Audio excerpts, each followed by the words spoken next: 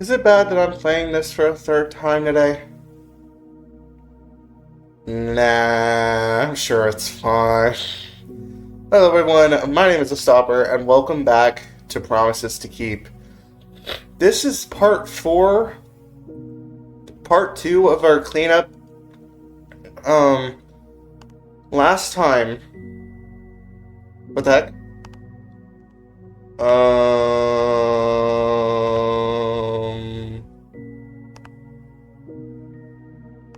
Give me 1 second.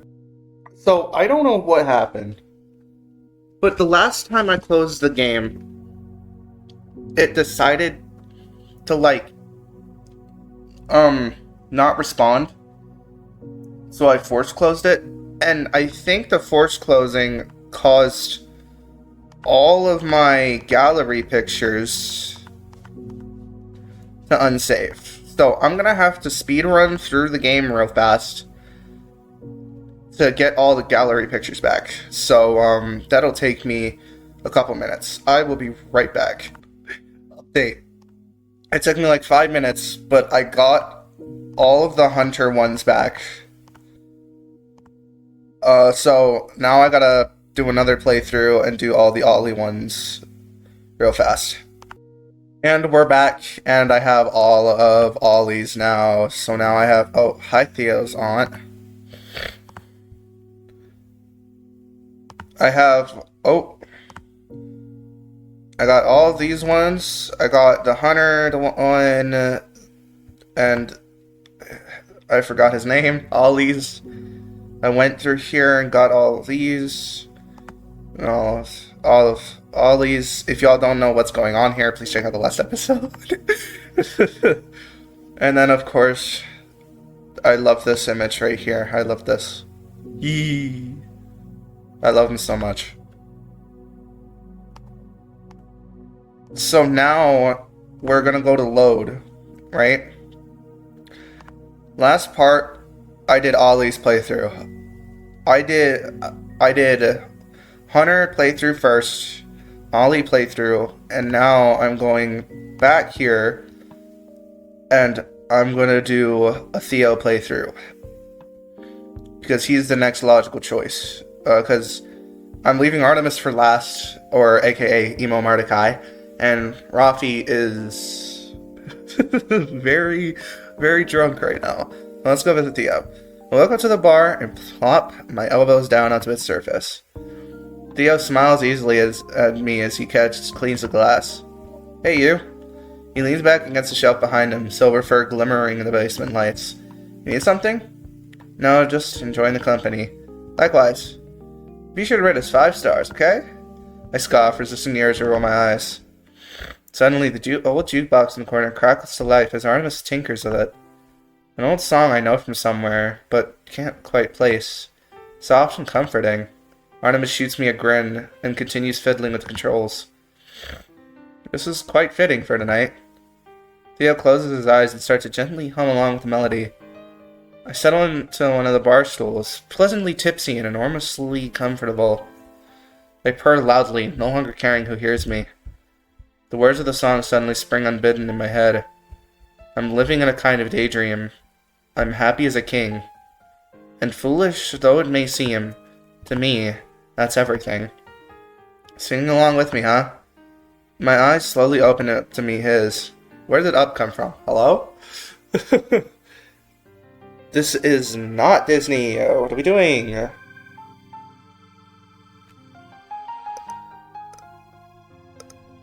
Sweet, soft, and brown, the color of warm, rich chocolate. Yeah, does it bother you? Never. As the shimmering notes fade into the air, Theo gently grabs 2 glasses from the shelf. I think Theo's the only one I have yet to see blush, I think. I don't know. I think I have one more drink. Care to join me? Yes, please. As he goes about preparing the drinks, I watch him work. Watch his gentle paws handle the bottles and glasses. Watch his fluffy brow furrow in concentration as he pours. Watch his snout curl into a smile as he slides me my drink. There you are. Enjoy. Paw lingers on the glass as if waiting for me to take it from him. Emboldened by the moment, I let my paw brush his soft and solid, warm and inviting. Eventually, Theo slips his paw away. He places one elbow on the bar and leans on it. There we go. An easy blush settles on his face. Ooh. You weren't my hunter or my ally, so... And you're like, you know, old.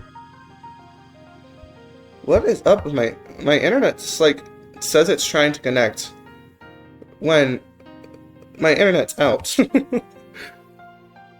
An easy, only lightly visible through the shock of white fur.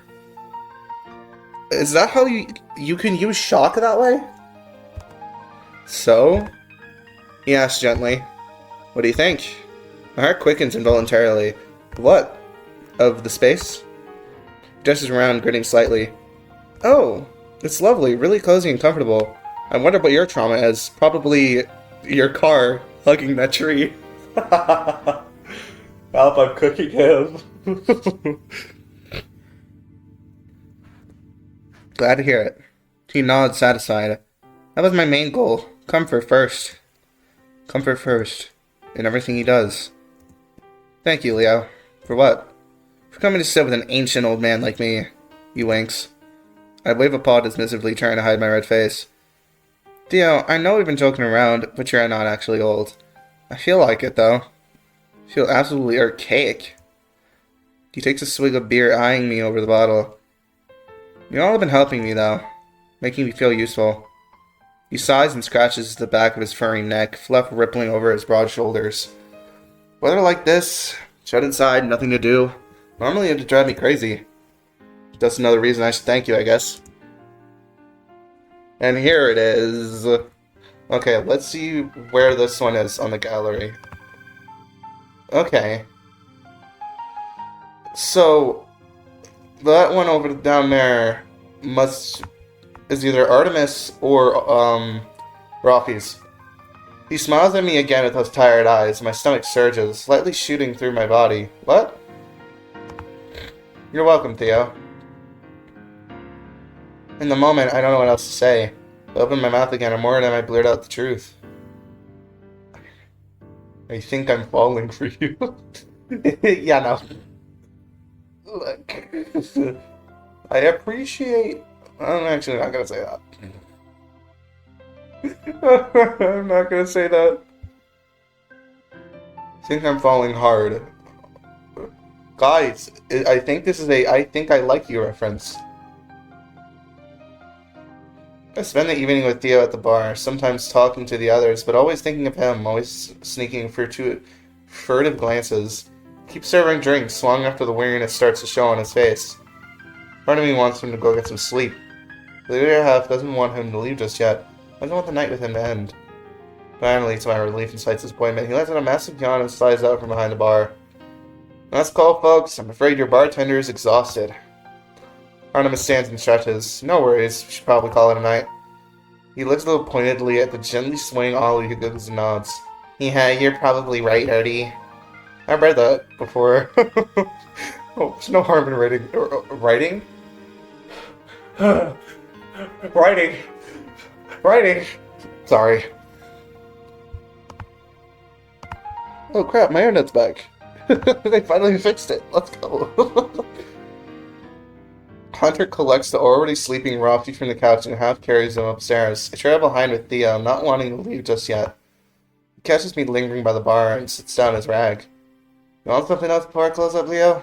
No. I was wondering if you needed help cleaning up. You're too sweet. No, I cleaned over the course of the evening, so there's only one or two things left to wash. Besides, like I told you, you're a guest here, so you don't have to feel obligated to help. A bit of sternness creeps into his voice, and he blocks the entrance to the bar with his body. But... okay. This one's odd, because it hasn't... It seems to be the only time that everything, like, it just shows dialogue not in the box other than the Ollie dream sequence.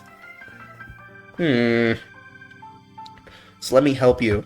Struggle to gather words, not wanting to give too much away. I don't feel obligated to help. I just want to. You feel the same way about us, right? You didn't take us in because you felt like you had to.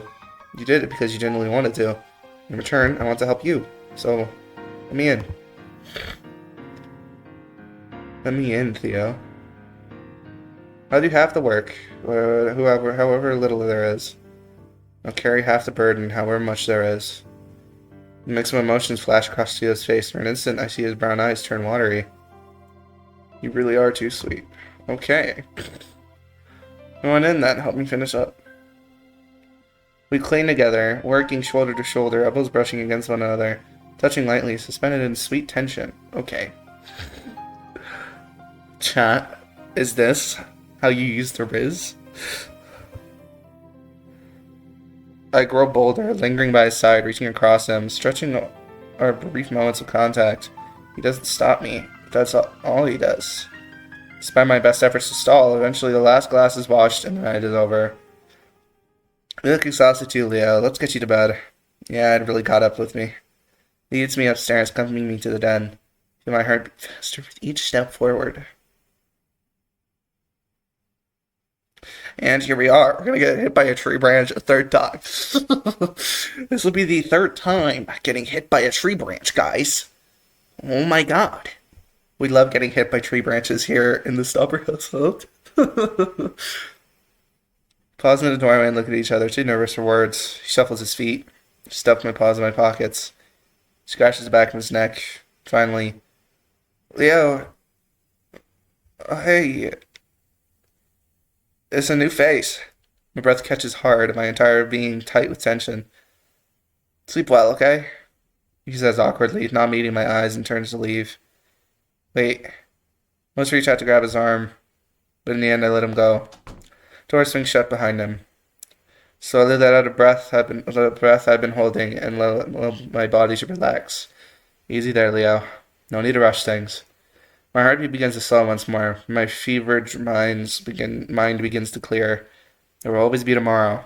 As I start my nightly routine, I replay the 1,000 special moments of the evening. A warmth blossoming in my chest. Singing along with me, huh? As I lay down to sleep, the words of the old song flit once more through my mind. And we're about to get jump scared by some new nightmare. It's just the thought of you, the very thought of you, my love. What? What is that?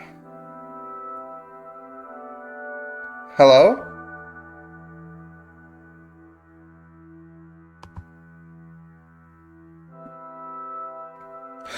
Oh my god, that's the car from the picture. He is going to wrap it around a tree. Oh, that was a branch. One way or another, I always end up back here. Driving away, compass set for elsewhere. Oh my god, are those bruises? Oh, he was being... Yeah, look at the mirror.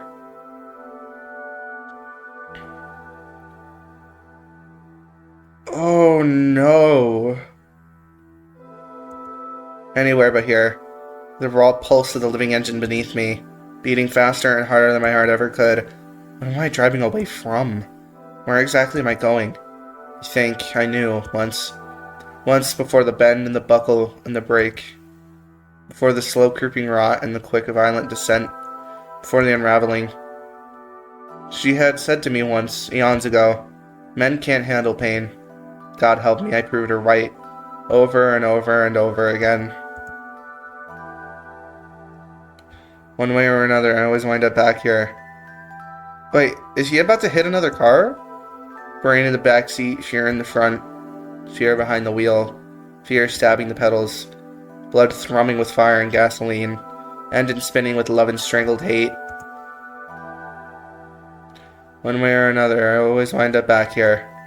Scared, rabid animal in the glare of oncoming headlights, knowing what's coming, and knowing it's already too late. 3 seconds till impact. How could you do this to me? 2. Sorry, I didn't mean to. 1. I'll always love you. 0. Jesus Christ. They didn't tell me this was a horror game. That's the second time I've been jump scared. Or maybe the third. I don't even know. It's the third. It gets me every time. The sound of shattering glass wrenches me awake. Okay, let's see where those are put in the gallery. Oh, okay, so it's the first. Yeah. So Theo's are right here. Please tell me that I didn't miss one. I didn't miss this one, please. For one endless moment, I am not sure whether I am awake or asleep. And a blast of Arctic wind chills me in the way only reality can. I shiver. The near sight of Theo's den comes into focus as my eyes adjust. One noticeable difference. I stumble to my paws in the dim moonlight and fumble and begin fumbling for the light switch. Sheesh. It's the third time I've seen it. Fallen tree branch protrudes into the room like a gnarled needle piercing a vein. Distinctly foreign body letting in the elements. Already snow has begun to gather on the floor, the chairs, the books. The den! Adrenaline rushes through me as my mind refocuses. I have to move his things before the snow ruins them. With a speed born of sleep-addled panic, I begin scooping books off the floor with both paws, mindful of the glass shards reaching up with grasping hands. Reaching up like grasping hands. What? I should be more careful. It would only make things worse if I started bleeding all over the floor. Slip my bare paws into the thick boots and continue, crunching splinters of glass underfoot. I started in the disrupted bookshelf, grabbing paws of leather-bound volumes, paperback alike. I peel what looks like a thin, brown-backed book off the shelf, only to feel cool glass and solid wood under my paw. Not a book at all. A framed photo. Framed photo that had been, from the looks of it, with a dust imprint, deliberately placed face down on the shelf and left there for who knows how long.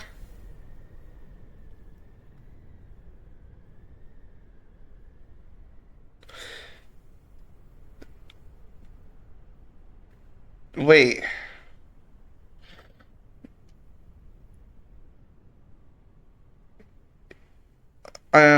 Is this his dad, or is this him? Is this him? Which one is him?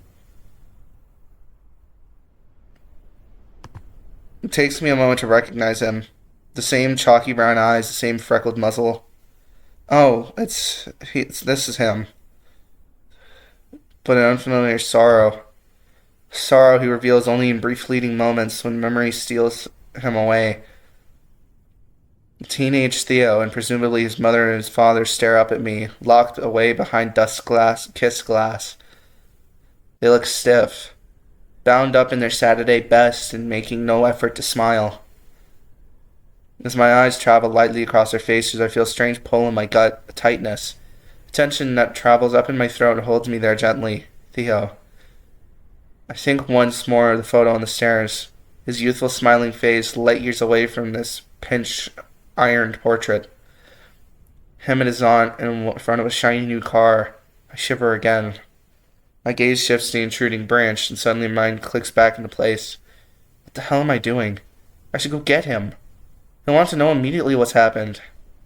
Toss the photo onto the air mattress, throw on my jacket, and head directly for Theo's room. Theo? My voice sounds scratchy and strange like it belongs to someone else. In just a moment I hear a gasp. Be right there! Hear a rustle of blankets, a shuffle of clothes, a light bump, and a hushed curse, and the door opens. Oh! Look at the scar on his arm.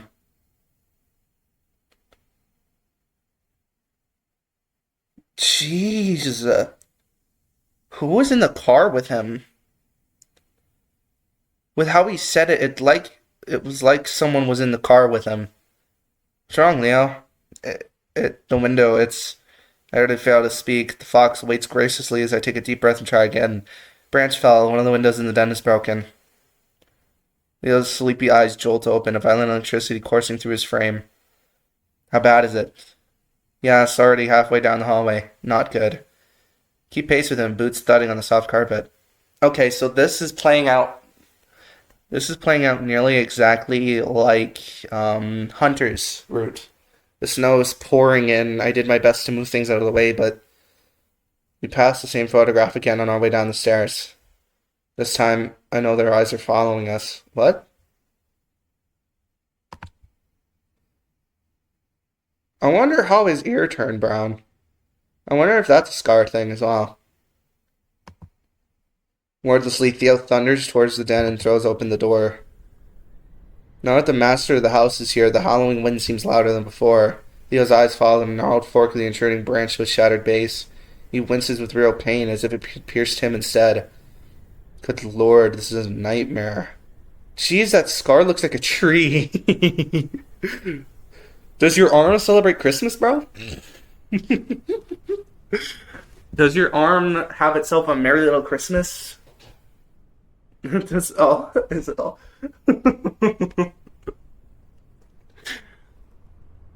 A tree-shaped scar is very interesting. No kidding. I right-clicked. I started moving things around, but you shouldn't have. Theo approached me sharply, almost dismissively, eyes never leaving the shattered window. You could have injured yourself. You should have just come right to me and let me handle it. Clicking feeling in my gut returns, twice as powerful as before. Whatever it is, it feels like it could pull me through the floor and into the earth. Go to the living room and rest. I'll finish up here. He waves me away with a haw. Discussion clearly over. My stomach twists in knots. As if someone had reached down my throat and wrung it out with both paws. Why does this hurt so much? I don't understand. Realistically, I could turn around and walk out of the room right now, curl up on the living room couch and sleep until morning. Leave Theo alone with the remnants. No. I'm helping you clean this up. Fox rounds on me, arms crossed. That won't be necessary. This is my house. I will maintain it myself. Like I said, it's dangerous for you to walk around in here. Like I said, I already started moving things. It's dangerous in here for you, too, you know. You're not even wearing shoes right now. Pointing to a particularly vicious shard of glass only a few inches from Theo's bare paw. Theo, why do you think you have to do this alone? He doesn't respond. I think of our shared moments last night in the basement, eyes meeting above easy, comfortable smiles, snuggled up to a warm wooden bar. Now we stare tensely at one another, separated by a splintered, snow-caked branch. I know he's thinking of that moment, too. I know because after a handful of endless eternities, he nods. Okay, fine. He says grudgingly, running a paw across the back of his neck. You can help. I lean my hand against the thing back out the window anyway. Relief smacks me like a giant wave, sweeping me along its current. Great. You want to start with the branch? No, I think it would be better clear the area first. Tracked his eyes, survey the room. Please keep taking books and things into the living room. I want to get them out of the snow. I'll get the dustpan and start sweeping up. Okay, don't forget your boots. Yes, I know. He sighs lightly, more amused and upset. We work quickly, efficiently, and in near silence. I gather the books, keepsakes, and plants, moving them bit by bit into the warmth of the fire-lit living room. Meanwhile, Theo attacks the glass-riddled floor with a broom, sweeping the splinters away with vindictive force. We move in currents of tension and release, strained and harried when apart, sharing small smiles when our paths cross. The work progresses smoothly. When I re-enter the room, I find him staring blankly at the wall, a small dark framed photo in hand. A slight twitch of his whiskers and all the acknowledgement he gives me. Theo? You alright? Stupid question, even for me. Window shattered. Chairs ripped. Pillows destroyed. Books soaked through. And this frickin' thing stays untouched. He waves the photo as if it were a live grenade. All her things ruined. And they don't even get a scratch. History yawns open behind his words. A dull, ugly, aching history. Like a red, puckered scar. Oh hey, like this right here? In the back rows of my mind, I hear the strangled roar of an engine and see the frantic shine of headlights. I push both aside. There's work to be done. Let's get this out of here. He stares at me, uncomprehending. This branch. I kick it with my booted paw. The raw thump echoes through the room. Once we get this out, we can start patching things up. He looks at me almost petulantly. Then he nods. Okay. Outside, it'll be easier if someone pulls from the other end. As long as you can get it through the window, I'll handle the rest. He tosses the photo outside and departs with his new purpose, sliding a coat over his fluffy arms. Sad to see them covered. That's pathetic, Leo. The absurdity of my situation crashes down on me in that moment. Standing alone in a stranger's house with a broken window and nowhere else to go. Trying so hard to insert myself into that stranger's life. Like a broken branch through a shattered window. What the hell am I doing? Okay, I'm ready. Try to push it out the window towards me. Is this one not gonna get, Hunter injured? Theo's voice rattles my brain back in place. Whatever I'm doing, I'm neck deep in it now. There's no going back. I know this. With a strange feeling of dissociation, I grabbed the end of the branch and, muscle straining, began to lift it up. God, I am so out of shape. Hunter would be able to lift this easily. Just a bit more, I almost can reach it. Sweat runs down my back and my arms scream in protest, just before I give way entirely. But I lessen as Theo grabs the branch from the other side. The harsh grunt, he digs in his heels and pulls the branch, surges forward. The branch surges forward, nearly knocking me off of balance. The last of his wooden heft slides through my paws, and in just a few smooth motions, it disappears back where it came. Almost as if it had been a dream, too. Time passes as we clean, locked in focused labor. Okay, so Hunter doesn't get injured in this one. Okay, I don't have to see him sad again. Well, until the update comes out. That's enough for now. The lion's share of the work is done anyway. I laughed lightly, plopping into a chair at the kitchen table. Fine by me. I need coffee. You want a cup? Sure. Theo starts puttering around, and I find myself once again tracing the indented words in the old wooden table. Home. I bet this house was home for him. The fox sets a steaming cup of coffee in front of me along with a pitcher of cream and a sugar bowl. Here you are. Thanks. The voice cracked. Of course. With another dramatic sigh, he settles into his usual creaky chair, greets him with its characteristic squeal. He takes a small sip of his coffee and settles back even further. A small, satisfied smile spreads across his face. You did good work in there. I nod, watching my coffee's swirling stream spiral upward toward the ceiling. I can tell he wants to talk. From the way he holds his mug to the way he eyes me across the table. I tell he's on the verge of saying something big. I take a hesitant sip, the rich black brew burns my mouth. I forgot how packed that room was. You never realize how much stuff you have until you're forced to move all of it. Not again, watching him lightly over the rim of my mug. Some of those haven't been moved since a very long time ago. Now's the moment. Like that photograph? Keep my voice light, calm, steady, in complete opposition to my rolling insides. Yes. I let his hand sort of hang in the air, hoping he'll snatch it back up and continue with the thought. Leo, do you and your parents get along? No. No, we don't. Theo nods gravely. I understand. You do, don't you, Theo? The air between us hangs heavy. I can see the words waiting right behind his stoic mouth. If I just stay silent and still for a few more moments, I'm sure you could tell.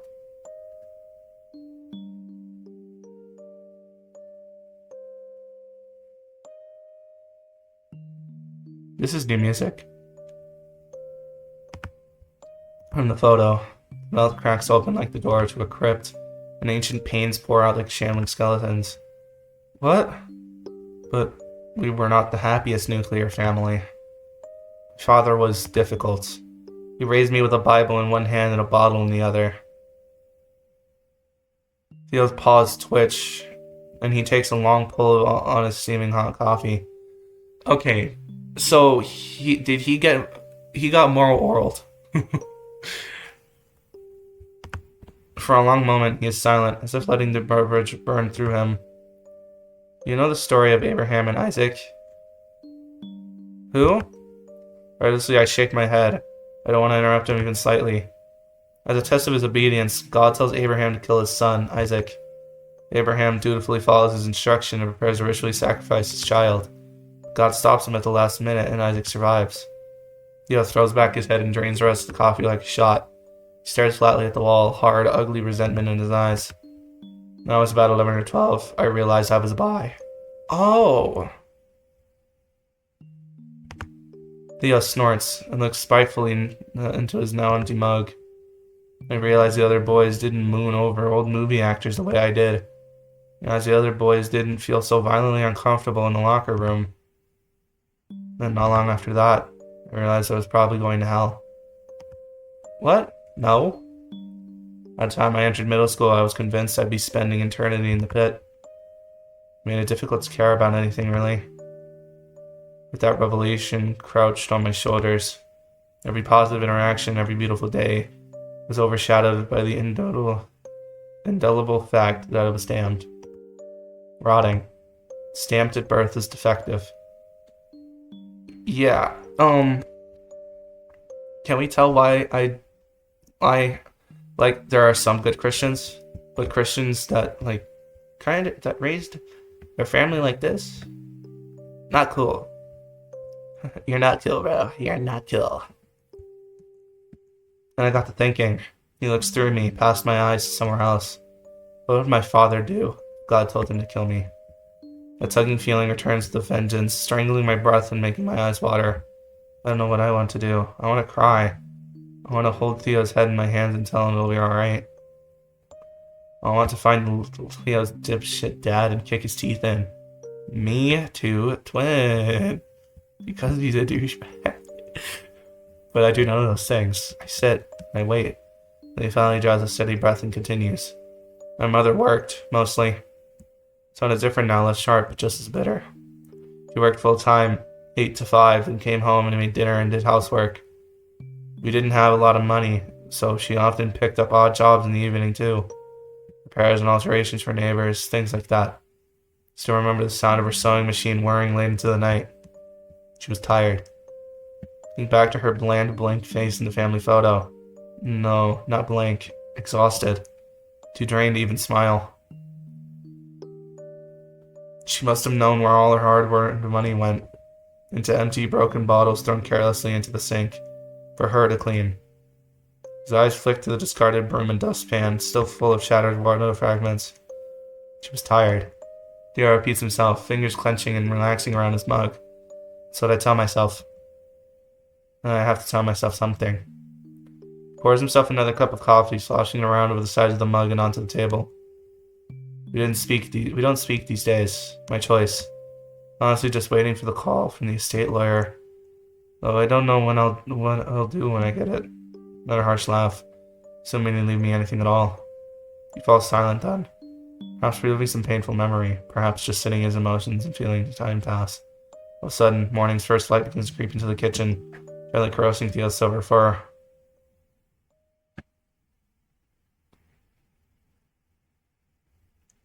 Okay, this is the second depressed Depresso character picture. Come on.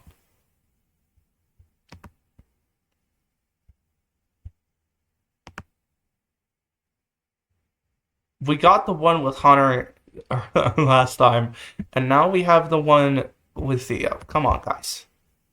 Let's stop taking a cup of Depresso. Please. I mean, look.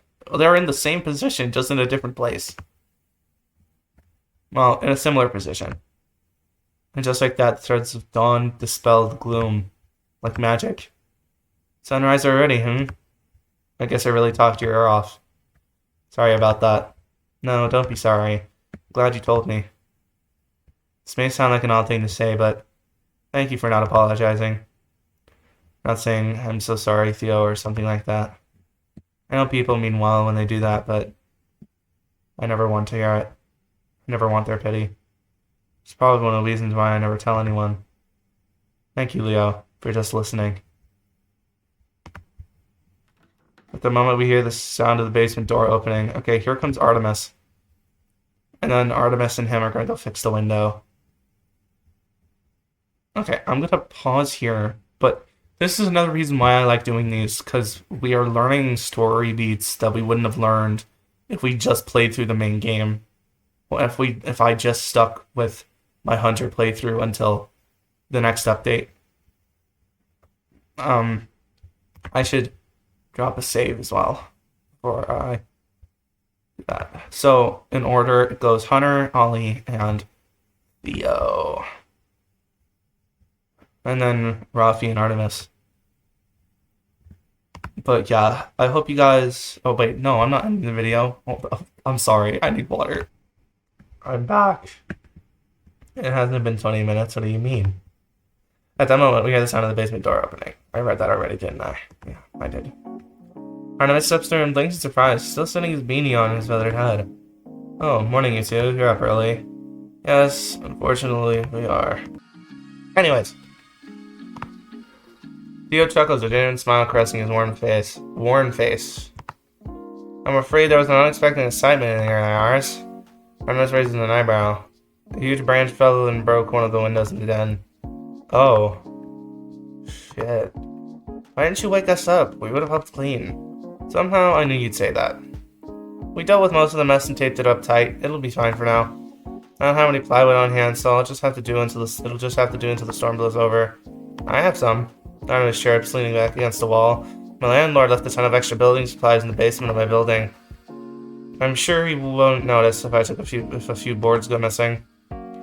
This time, it's Theo's face. Theo's turn to raise an eyebrow. Stealing from your landlord, eh? He grins wickedly. Good for you. I'll take you up on that offer. Wanna go right now? I'm awake and ready. Sure, I'll just need to get dressed first. 1 minute, please. Fox disappears out the kitchen door, his fluffy tail lopping jauntily behind him. Artemis waits until Theo's paw steps recede, then immediately turns to me, the usual smirk blossoming on his face. So you and the old man, huh? My heart does a little jig in my chest. Huh? Come on, I'm not blind. He leans on one of the chairs, grinning broadly. See you two making eyes at each other all night. I saw you two make eyes at each other all night. What? You know, despite the broken window, he's calm and happy? You've seen the way he treats this place? By rights, he should be freaking out about this. Try to answer, but my tongue feels glued to the roof of my mouth, and my face feels like it's 1,000,000 degrees. Relax, I'm just teasing. Bert cocks his head slightly. I am right, aren't I? Yes. Nice. You two make a good pair. Make sure to invite me to the wedding, okay? I take an embarrassed, playful swipe at him just as Theo re-enters, once again swallowing his usual green sweater. Alright, you ready to head out, Artemis? Of course. The bird gracefully rises from his chair and gives me a winning smile. Give us a call if you need us. I, at least, will bring my phone. Theo rolls his eyes, and they both head out the kitchen door, leaving me alone with my thoughts and my still burning face. Am I really that obvious? The head was into the room, I saw Ollie perched on one of the steps, right in the middle of its titanic yawn. Hey Leo, what's with all the excitement? I just saw Theo and Artemis head out. And I just sleepily rubs his eyes. Looks like he just woke up. Morning, Ollie. Did nobody tell you yet? Tell me what exactly? Tell him the story about the incident, and his soft blue eyes progressively widened in shock. Oh my god. Are you okay? I blink at him, surprised by the extent of his worry. Yeah, I'm fine. Not a scratch, as you can see. He begins fiddling anxiously with his claws, looking me over. Okay, good. Good to hear. Still, it's really scary for it to land so close to where you were sleeping. A shiver rattles up my spine, and I picture once more the twisting fingers of the shattered branch reaching up towards me in the darkness. Yeah, I mean, it wasn't exactly fun. Huge understatement there. But I'm alright. Really, safe, sound, and good company. I right-clicked. And that's something to be grateful for. Takes a preparatory breath. Wow. I am illiterate. That seems to decide against, as if to say something, that seems to decide against it. Then seems to decide against deciding against it. I'm sorry. Jesus. I cock my head at him, now a little confused. What are you sorry for? I'm sorry that this happened to you. Even after you got snowed out of your house and had to sleep on an air mattress downstairs. Even then, the winter couldn't leave you alone. I'm just sorry you had to put up with all this. And Ina tugs at his sleeves of his hoodie, eyes downcast. Well, thank you, Ollie. It's very sweet of you. But I mean, you had to put up with all of this too. You also got forced to your apartment, so there's really no need for you to apologize to me. Well, yeah, but still. I, at least, got an actual bedroom, which doesn't seem fair. I laugh in exasperation and cross my arms. Theo promised it to you first before I got here. First come, first served. I'm not mad about it. Besides, this whole thing with the branch was going to happen anyway, no matter which one of us is sleeping in the den. Ollie pokes his claws together, chewing thoughtfully on his lip. Why are you chewing on your lip? Don't chew on your lip. What am I saying? I chew on my lip. Nom nom nom. I guess, but I still feel bad. Well, stop that. There's no reason for it. Okay. At the very least, I can help with cleaning up. Ollie stands up in the step and does a little stretch, claws reaching way out above his crusted head. What are you doing? My gaze intently lands on the couches, still packed to the cushions with books, boxes, plants, and pictures from the den. Theo and I cleaned up the glass and taped up the window, so we should get to moving all this stuff back into the den now. Okay, we can make a list of all the things that are damaged or broken. Sounds good. Two of us take to the job with enthusiasm and begin sorting the miscellaneous mounds into neat piles. I'd say most of these books are untouched, just a little bit of water damage from the snow. Not all of them, though. I hold up one unfortunate novel cover ripped from front to back by a flying shard of glass. Ollie sighs and adds it to the damage list. And those are the plants who survived the assault, aside from the odd splinter or shard buried in the soil. They look as cheerful as ever. I love that, Theo. I love that Theo's a plant dad. I think it suits him. Sure does. After a prolonged period of silence, Ollie hefts a small box of knickknacks, stares curiously at its contents, clearly working on some profound thought. Do you have a lot of things in your apartment, Leo, or do you keep it pretty empty? I have only what I need. I like to keep things pretty spare. Clutter makes me anxious, so I clean things out pretty regularly. Sometimes it gets me into trouble, honestly, when I throw out important items without realizing it. But it's always worth the peace of mind in the end. Ollie nods, deep in thought. I see. Why do you ask? Well, I'm noticing that the majority of this stuff isn't Theo's. This used to be his aunt's house, right? Yeah, I think so. Well, she clearly liked to put her name on things. Look.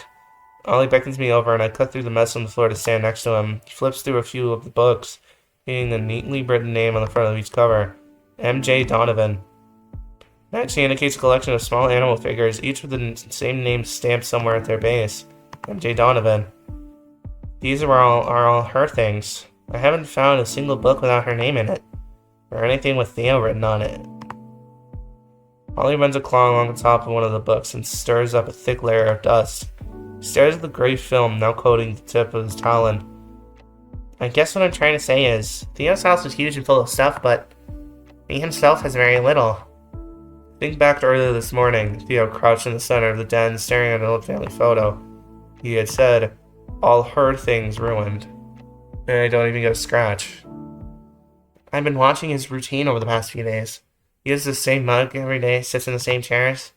Artemis told me most of the pots and pans look like haven't been used in months. Ollie's eyes dripped completely out of focus, lost somewhere in his eternal calculus. We've stirred up a lot of dust by moving in, but the difference between his things and her things is very clearly delineated, or something. On the surface, it feels like Theo's house, but when you look more closely, it almost seems more like a memorial, or a tomb. Sorry, I lowered the tone, didn't I? A little bit, yeah. Don't mind me.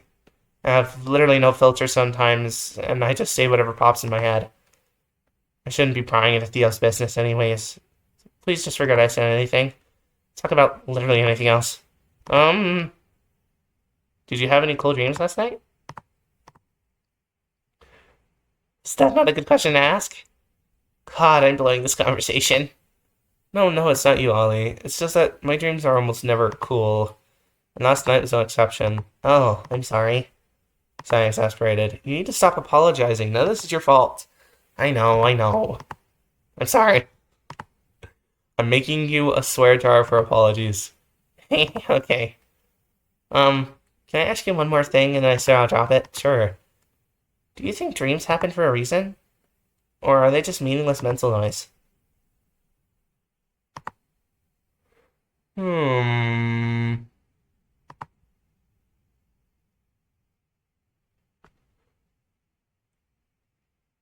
I'm for Leo, I'm pretty sure dreams are messages.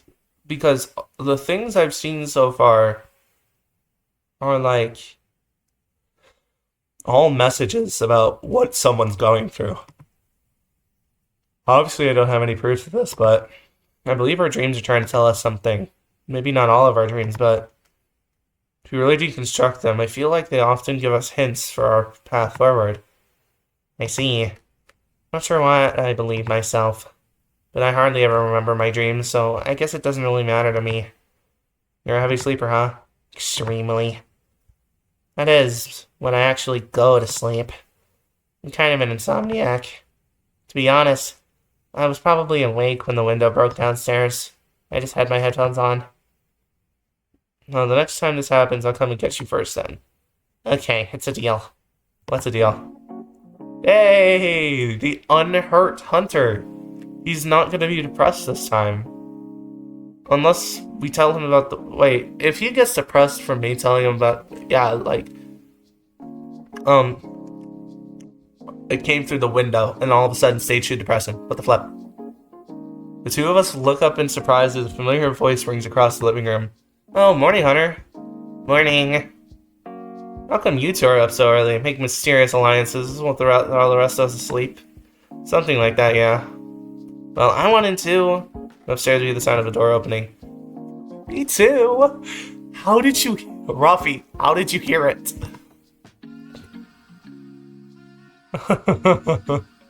Whatever we're doing, I want in. I mean, we're not really doing anything. My explanation is cut short as the front door creaks open. Oh, good morning, everyone. Morning.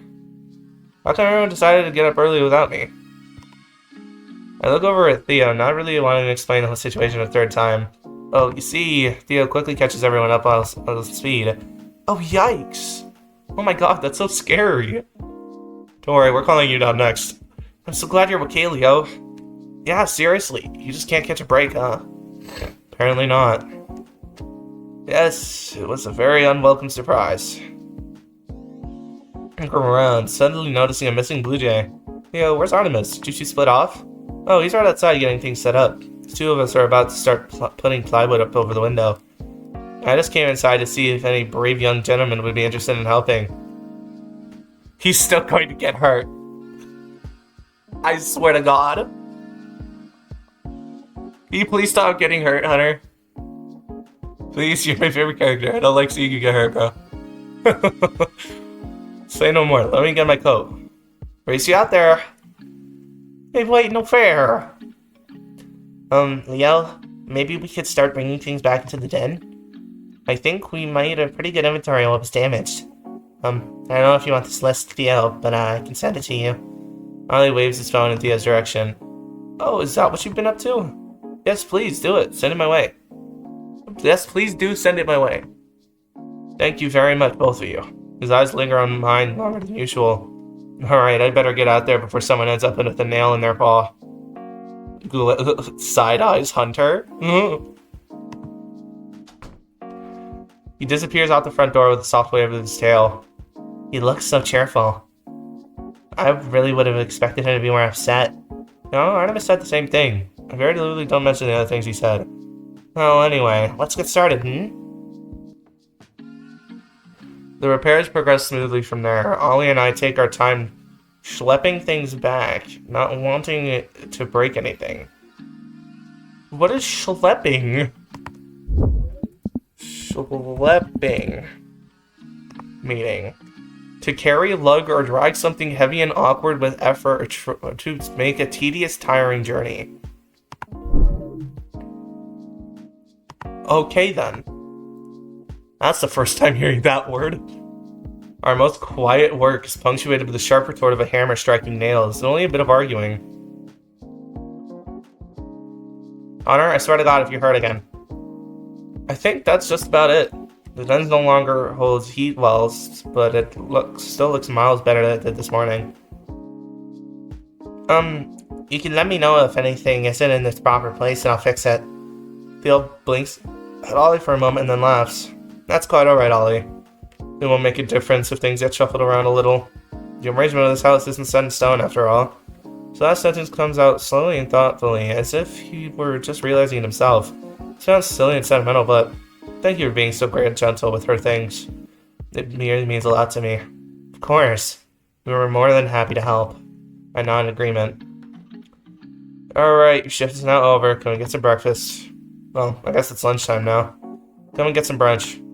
Or breakfast. Whichever you prefer. Ew. Please never say that again. Breakfast. Stop it. Quit arguing with me and go eat your breakfast. Okay, maybe emo Mordecai isn't so bad. Artemis, I swear to God. 2 minutes apart, their lighthearted bickering vanishing down the hallway. Suddenly, I'm alone with Theo again, and that sweet, breathtaking tension settles in once more. He scratches the back of his fluffy head and dodges my eyes. We should probably go, too, don't you think? Asks the question, Leo. Don't want to keep everyone else waiting. Ask it. Where am I going to sleep tonight? Oh! Theo blinks, clearly caught off guard. I'm sorry, I completely forgot. Of course, we need to move you to a new room. Can't have you freezing to death in here overnight. Let me see. There's definitely room in the basement as long as you and Artemis don't mind sharing. Or I suppose you could set up shop in the living room. I'll tell everyone to be quiet and not wake you. Take a deep breath and take the plunge. Would it be alright if I move up to your room, Theo? Try my absolute best to sound normal, casual. My voice quavers. Quavers? Only slightly. Oh. Can't read his expression. Oh god, I can't read his expression. Quavers. Meaning. Quaver.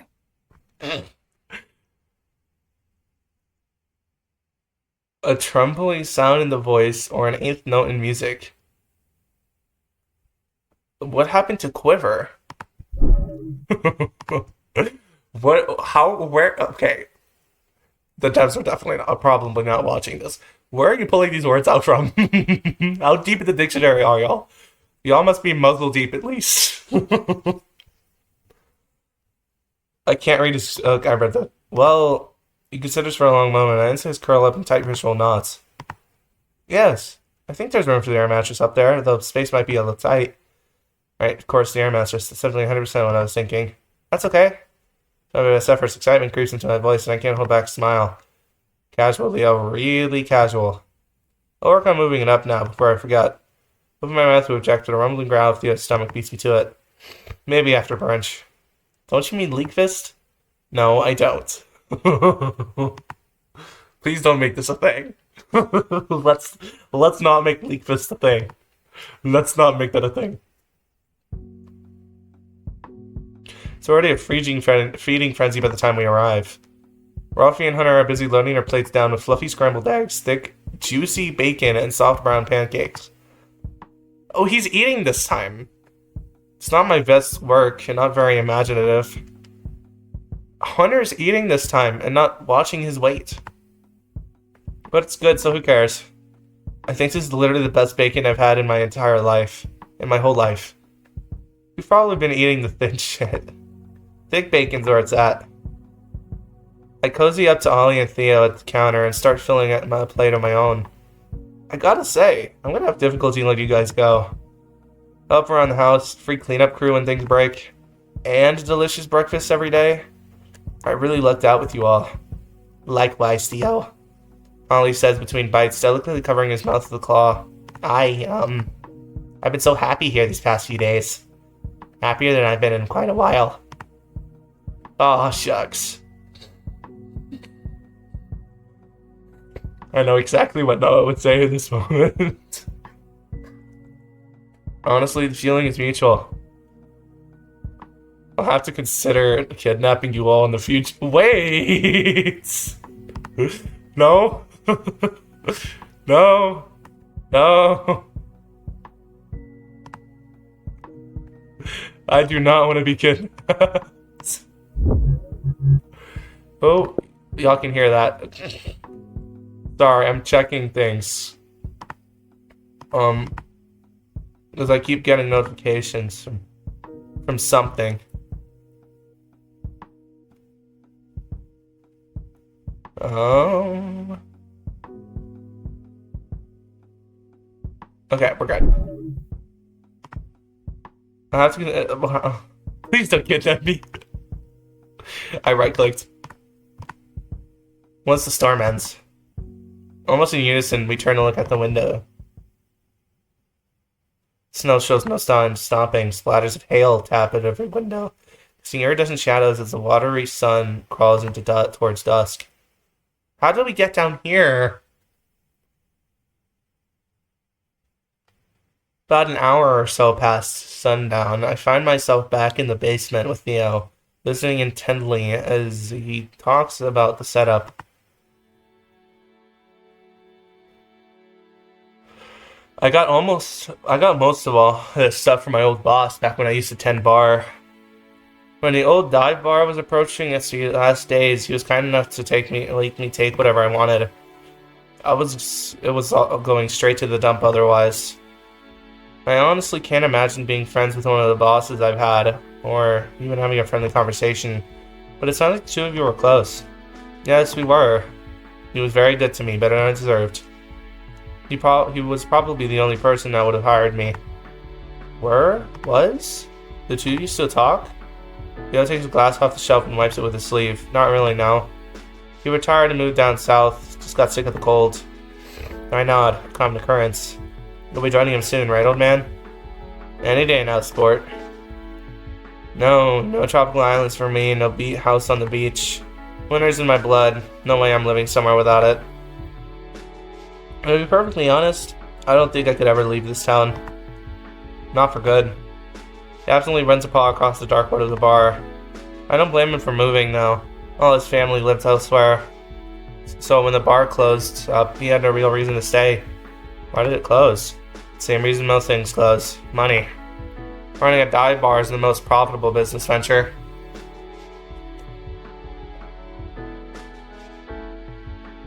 Stay hydrated, chat. Stay hydrated.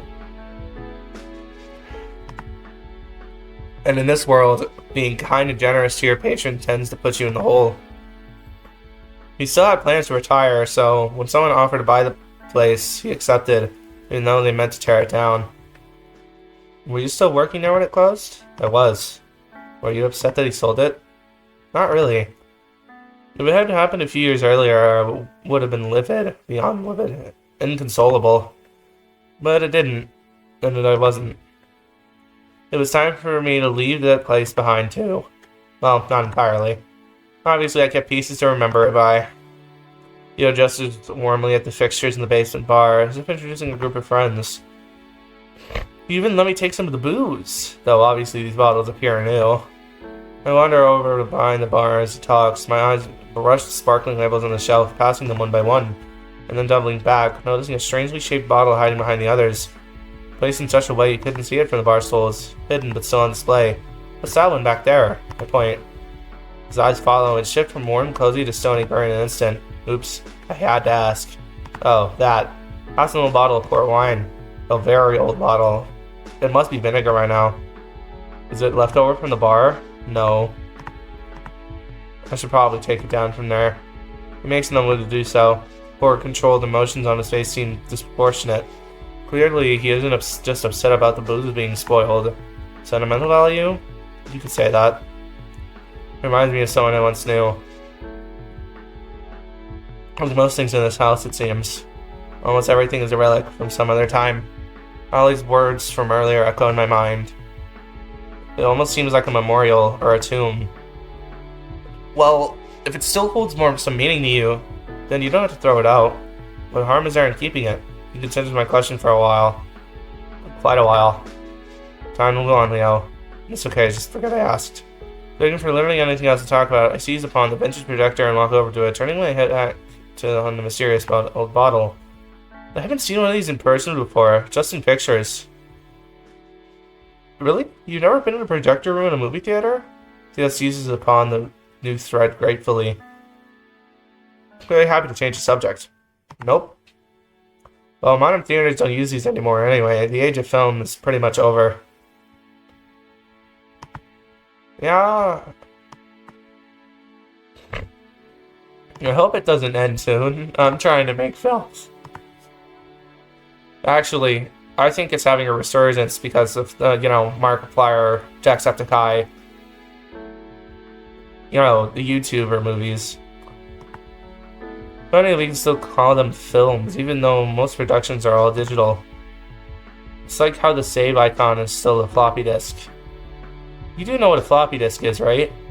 Yes, Theo, I know what a floppy disk is. Though, I don't think I've actually used one. Oh, they sucked. I'm happy they're gone. Film, however, is different. Some people still choose to shoot with actual film, and their numbers are slowly but steadily growing. As more and more things become digital, more and more people revert back to physical media, as they should. The switch to digital isn't always perfectly clean. In film, in photography, in music, and art, something gets lost in translation, something vital and vibrant. Something you don't even realize is missing, but then you hold an old photo in your paw and all of a sudden you feel it. Especially with photos, you feel it. They're memories made physical, a single moment in time that you can reach out and touch. That's the closest you'll ever get to living the moment again.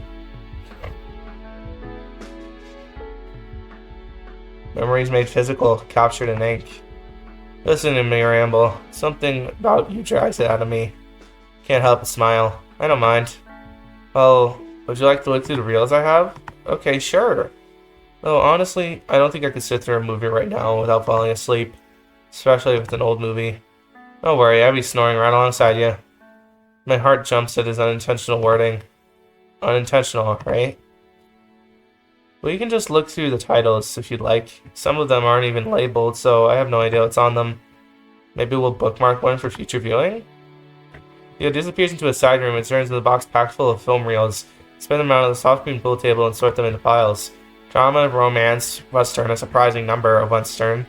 And one or two sci-fi flicks, even an old driver's ed instructional commercial. What? Why do you have that? No idea, that one's stuck in a pile. I wonder what kind of journey this reel took to get here. How many dusty back rooms and thrift stores it sat in by now. Sometimes I think I could have been an archivist. Spend all day wading through obsolete media and piecing together sad old stories. I almost said sad stories. I can picture that surprisingly clearly. Theo bent over a table in some quiet library surrounded by books, tapes, and documents. Suits him somehow. Well, what's stopping you? A master's degree mostly, or the lack thereof. I never went to college, never even set foot in one. Yeah, it's a pretty sizable roadblock. It's fine, really. He says more to himself than to me. I can't worry about what could have been. This is the life I have, and I need to make peace with that. A lump forms in my throat. He makes a distant point, but something about his tone, his expression, his choice of words makes me sad. Not exactly sure why. Time passes as we inspect and stack the reels, and eventually it starts to take its toll. Theo catches me in the middle of a big cat yawn. Careful, those are contagious, you know. I yawned as well. I don't blame me though. We had a very long day. The voice cracks. I can't. The voice cracks. Help! Help! Help! Ugh. There we go. Okay. The voice cracks are killing me.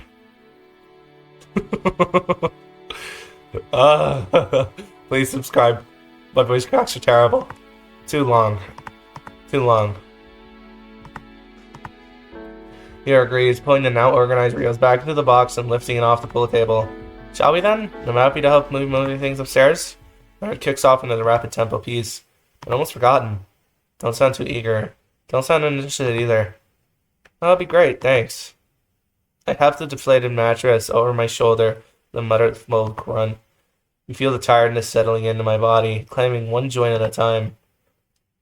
Here, let me handle that. You can just focus on your bags. Before I can object, Theo swoops in and lifts the mattress off of me. It really wasn't very heavy, but I let him carry it anyways. Thanks. No problem. I'll meet you up there. Grab my travel bag and follow upstairs. Right over here. Theo opens the door to the master bedroom and waves me in. Come on in and get set up. I'll be right back with some more blankets. Take a look around, a little sheepishly at first. It's okay, I tell myself. This is where I'll be spending all night after all. Theo's room is neatish. That's probably the best word to describe it. The bed is made and the blankets and pillows are all crooked. A little crooked. Nearby desk is covered with papers and manila folders, but all efficiently stacked and organized. Walk-in closet doors are wide open, revealing a forest of similar-looking clothes. Okay, I've read this already in the last part. I jump a little when I hear his footsteps in the hallway, still feeling like an intruder. It looks like you're getting settled. I hope this space right here is okay, seeing as there is literally no other place that will fit. Theo plops my bag down in the corner. I start setting up the mattress, mindful to leave a clear path to the bathroom. I hope this old thing has been treating you alright. It's been fine, yeah. Not the most comfortable thing I've ever slept on, but I wasn't about to complain. Let me tell you, this arm mattress has been places. It's a true warrior. It literally supported me through most of my 20s. Oh yeah? I flip the on switch and the heroic mattress begins to inflate as if proud of itself. Yes, indeed. To be honest, I've slept in some real shitholes. Places where I've had to keep both eyes open and my hand on my wallet. The steady whir of the mattress fan fills the room. A soothing, percussive undercurrent to his deep, weathered voice. Most people don't realize it, but a proper mattress is truly life-changing. I still remember the first night I spent on this baby.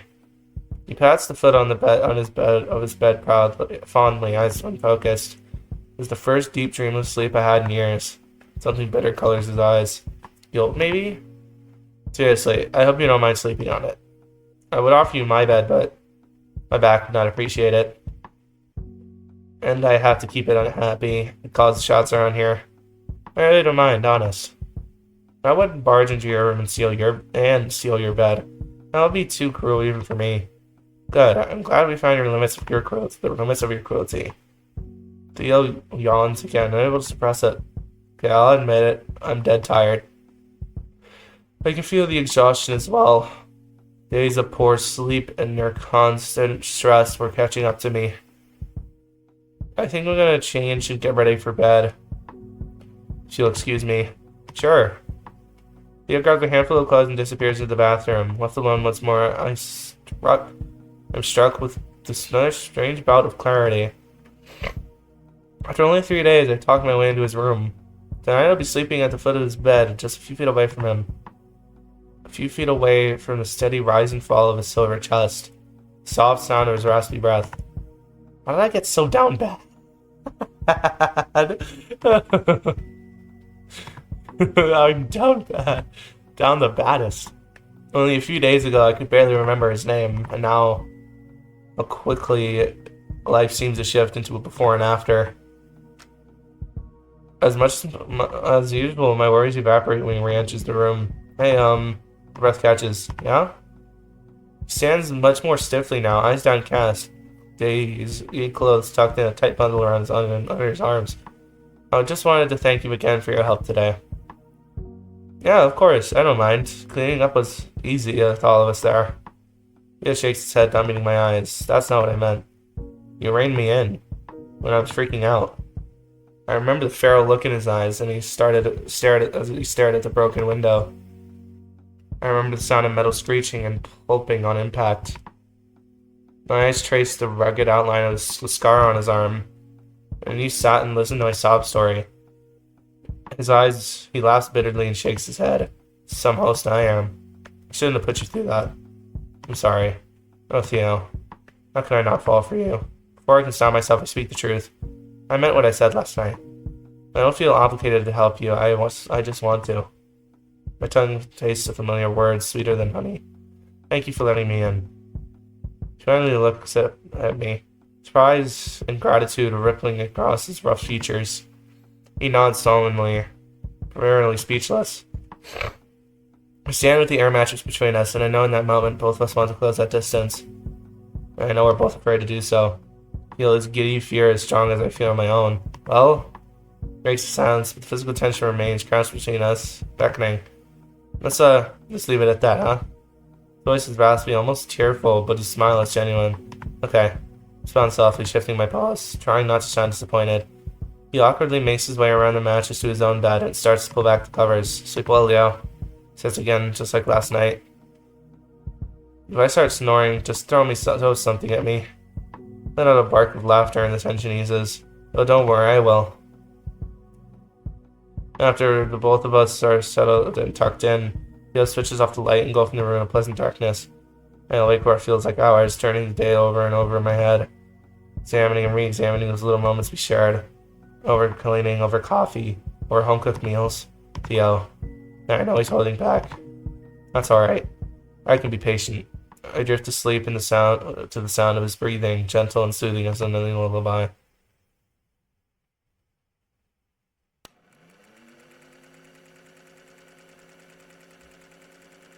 I thought everything was about to, like, end. I thought it was at the end of the chapter. Or, well, not the chapter. The Theo story. Hold on. The sound of clattering wheels and spinning film. The old projector sputters once more to life, dragging the weary film of memory through its reels once more. Oh no. Oh, we're about to get to backstory. Look at the ball. The wall has cracks on it. First an establishing shot. Familiar kitchen, only slightly different. The walls unfinished, cabinets sparse and damaged, the grass outside green. An expectant scene, holding its breath for a centerpiece. Oh my god, it's MJ. And there she is, sunlight reflecting off her like fallen snow. She turns as I walk in the door and smiles. There he is. Prodigal son himself. Hi, MJ. Wow, look at him.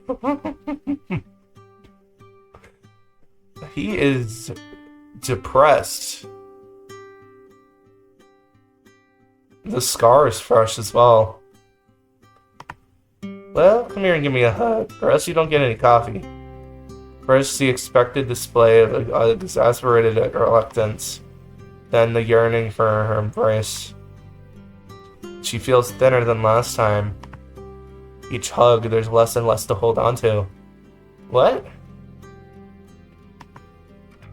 Every time I see you, you look skinnier. I have no words to offer in response, so I shrug. Her eyes comb me like searchlights, looking for sailors lost in the waves. How are you, Theo? I'm fine. You always say that. Maybe I'm always fine.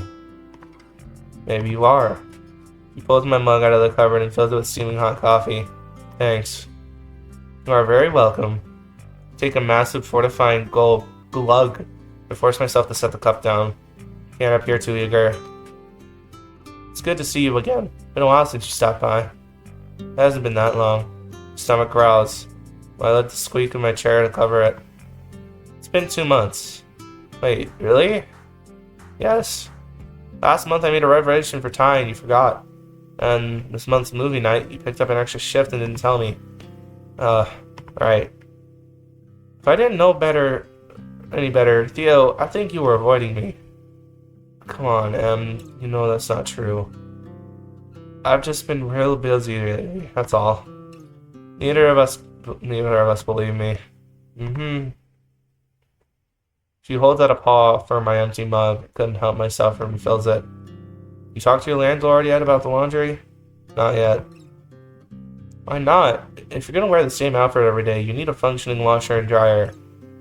I'm behind on rent, so I'm gonna wait till I catch up before I ask him anything. Even with all those extra shifts, you're still behind? I avoid her eyes. Being poor is expensive, you know that. I do. Anyway, I'm still waiting for Daryl to let me 10 bar. Like he keeps promising. I'm missing out on tip money. No, maybe if you looked less like a haunted scarecrow, he'd feel better about standing you up in front of his customers. He does look like a haunted scarecrow. Thanks for the advice. Real helpful. She sets her empty mug down, all business. Jokes aside, Theo, you look a mess. Even worse than last time. Are you trying to make me worry about you? No, obviously not. My stomach growls again, her eyes narrow. And quit picking at your scar. That thing is years old, and it looks like it'll open up any second. Years old. It still looks new, though. Jesus Christ. Okay. Anything else I'm doing wrong? Look, I didn't invite you here to argue. Could have fooled me. Just promise me you talk to your landlord, okay? The next time I see Daryl, I'll have a chat with him about getting you behind the bar. If it's the rent's the problem, I can help. No. Told you already, I don't need your money. Harsher than I intended. But the harshness slips out so easily. Alright then. No loans from your aunt. Not even as a birthday present? My birthday is months away. An early birthday present? Alright, it was worth a try. Stop talking about me. What have you been doing wrong lately that I can pick up on? Depends on who you ask. Oh, I fucked up my elbow. Why? I started going Scottish.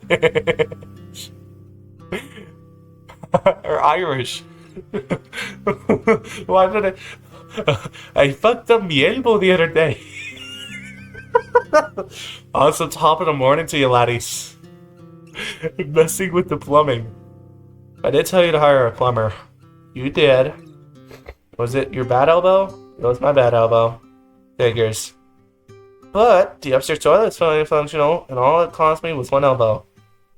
And you know the plumber would have asked for an arm and a leg. Gets a chuckle out of me. This old house is coming alive, bit by bit, especially now I've moved all the furniture in. Sure, you notice a few familiar pieces. Look down at the pockmarked surface of the old table. Could have gotten a new one.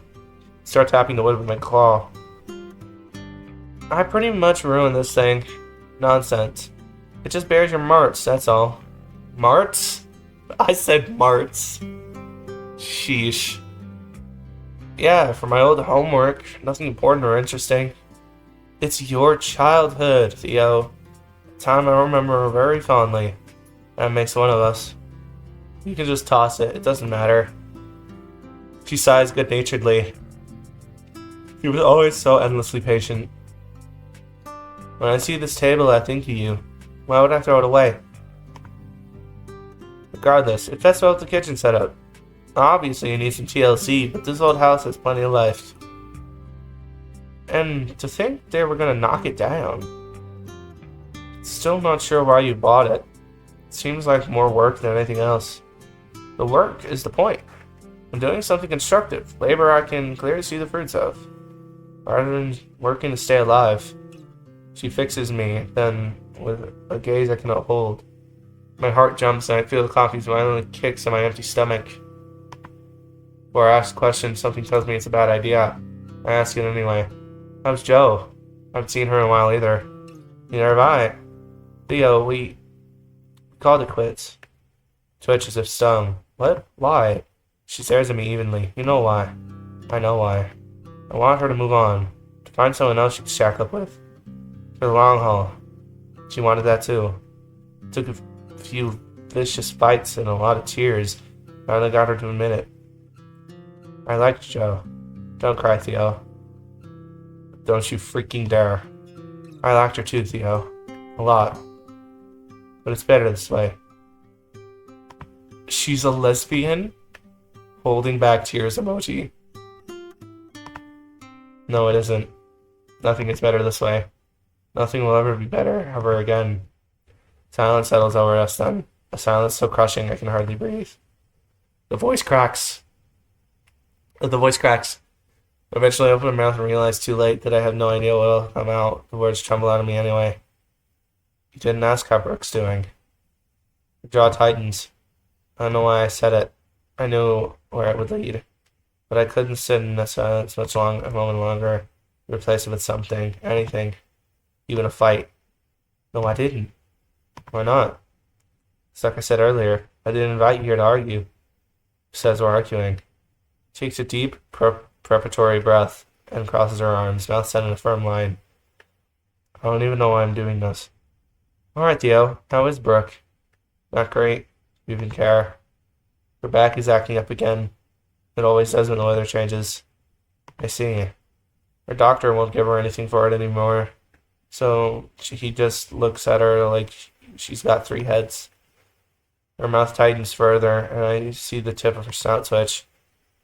Go with her to the doctor? Yeah, I do. She hates driving. I told you that before. Yes, you have. Not enough.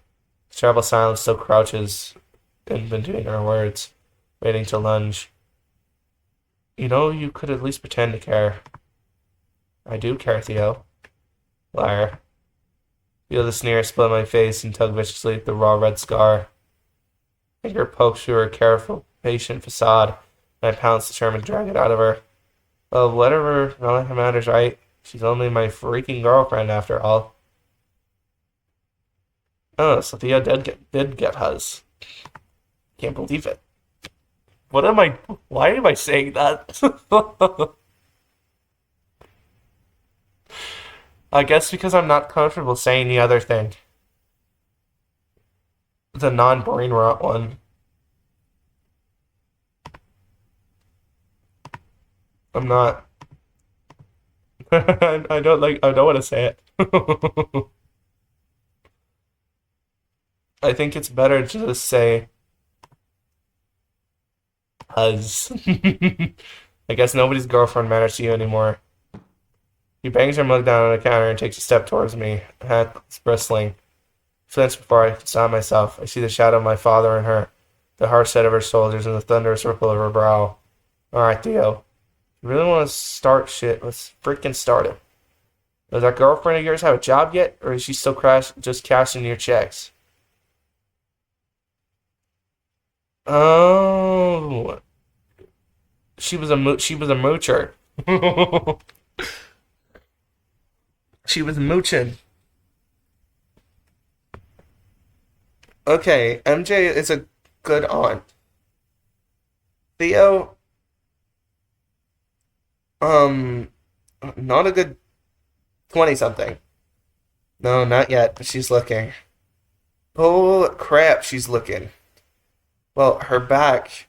And why would she bother? She's got you, after all, her meal ticket, her chauffeur, her side piece, her personal punching bag. You don't know crap about anything. Petulant, whiny, infantile. You sound like an idiot. I know it's toxic relations, but I see it, Theo. I've been in more than a few myself. Wait. Is Theo's girl boxing him up? Theo, are you getting jumped by your girl? Oh.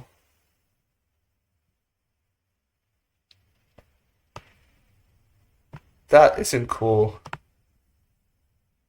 That isn't cool at all, bro.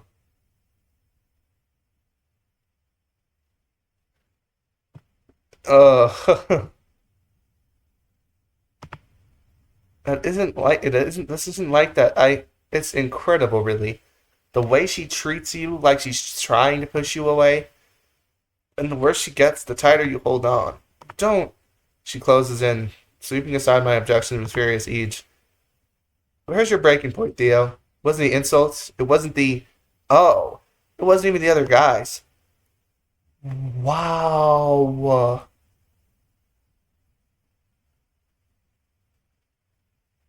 She's a not MJ. His girl. It was a bitch.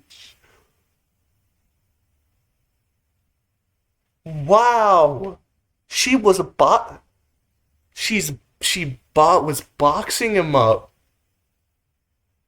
going with other men. Oh my god. Wow.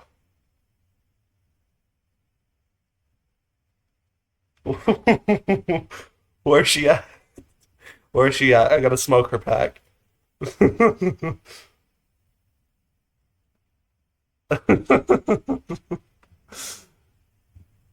I got some jump jutsu to do. I got some jumping. I have a lot of female friends. Well, IRL me does. Leo probably doesn't. Is it when she gets you evicted from your apartment? I know your rent money's going to her. What the heck do you want me to do? You want me to just give her up? Like you gave up Joe? My voice cracks, a shameful high-pitched whine. Like a bawling child. Freaking pathetic. I draw a sharp hissing breath and hide my head in my paws. No tears, Theodore. For frick's sake, pull yourself together. For a brief silence, I feel her take another step closer. I think y'all can guess what happened. Her voice, when it comes, is softer now, just as unforgiving. You wouldn't be giving up. You'd just be moving on. And it's way past time you moved on. Can't look at her. I can't know how I feel about her. Honestly, Theo, I'm not sure I do. And I'm not sure you do either. What happened, Theo? Years ago, when she really started getting wild, you were so ready to break things off. I remember how happy, how relieved you were when you told me. And then I have to look at her. I have to, otherwise she'll never believe me. I just can't. The pity in her eyes makes me want to scream. I definitely did it on purpose this time. I'm trying to drink water. Stay hydrated, everybody. I love her, You don't even know what that word means. If you did, you wouldn't be throwing it around like that. Theo, when are you going to stop punishing yourself? Well, I no longer deserve it. Thanks for the coffee. My chair clatters and squeaks as I get up to leave. Halfway through the door, when I feel an iron paw grip on my shoulder. Theo, I have another follow-up appointment this Friday. My whole body freezes solid, shot with ice, like a fox in headlights, like a corpse who hasn't realized he's dead. I want you to be there. I think you should be there. 1,000 crumbling pillars collapse with anguish and white-hot agony, not even a whisper of breath. Please, Theo. Please do this for me. Okay, I'll be there. Neither of us believe me. 8 o'clock sharp. I'll pay for your parking. Alright. Dead air. Hang time. A million torturous seconds before the drop and the crunch. Before the unraveling. Before the dreaded inevitable inconvenience. Unraveling. Inconceivable unraveling. Men can't handle pain. Picture goes white as winter snow. The reel spins endlessly, clattering film, running round and round and round and round. Over and over and over again. Forever. I will never forget.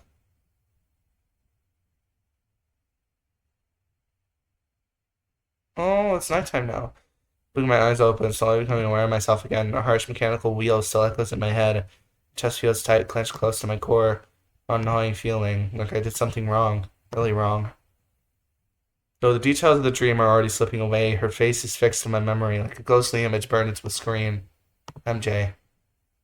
I feel the steady warmth of her arms around me, and my chest tightens further. No tears, Leo. No tears. Gather yourself. It's time to be normal. Without moving, I scan the room. Still nighttime, only or early morning, I suppose.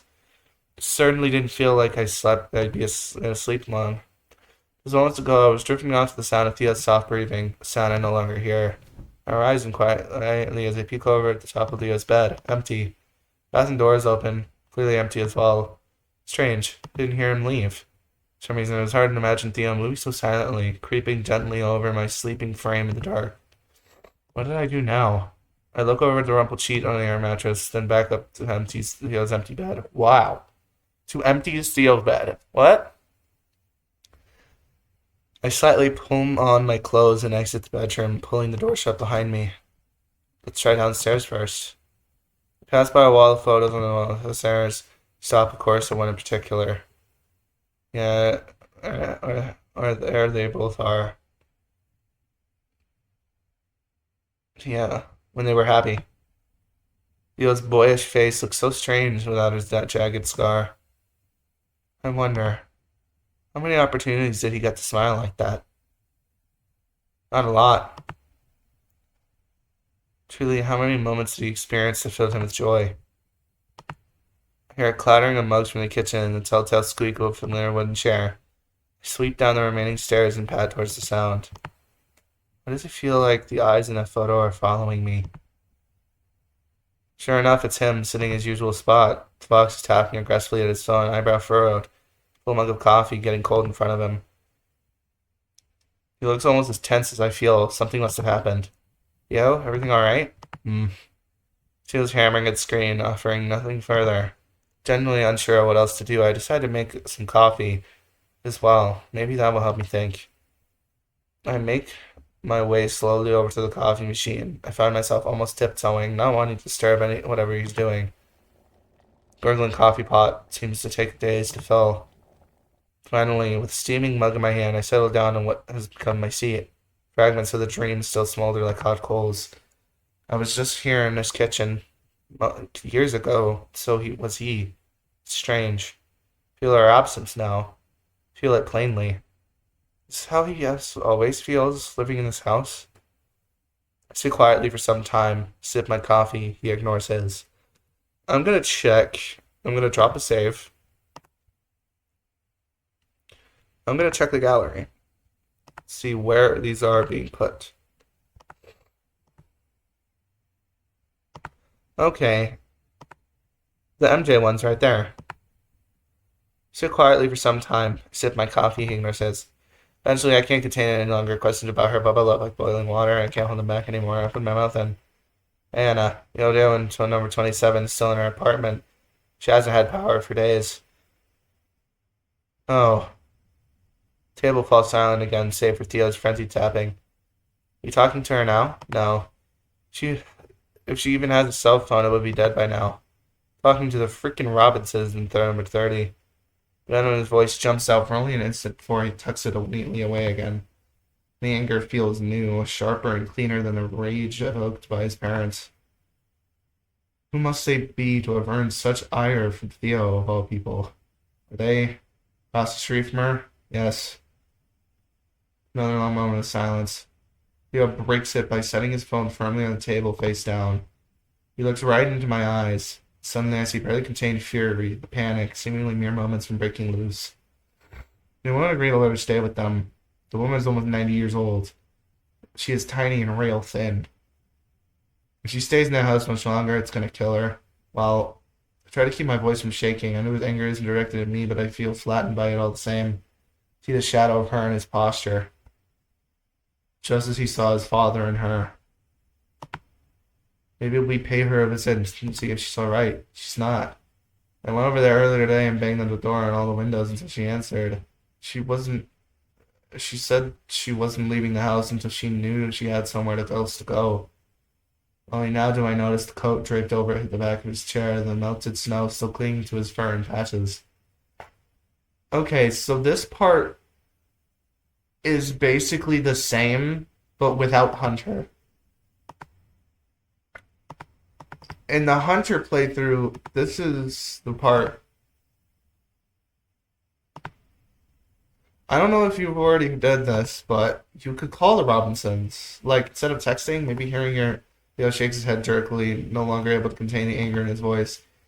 If I do that, I won't be able to stop myself from yelling at them. I believe him. From his expression, it seems like he was about to yell at me instead. Well, maybe they need to be yelled at a bit. Maybe they deserve it. No. Volume of his voice rises, the tone sharpening to a lethal point. I know Tom Robinson. I know what kind of person he is. That would only make him double down. In fact, that's exactly what he's waiting for. The moment I start shouting at him, I'll take it as proof that he was right all along.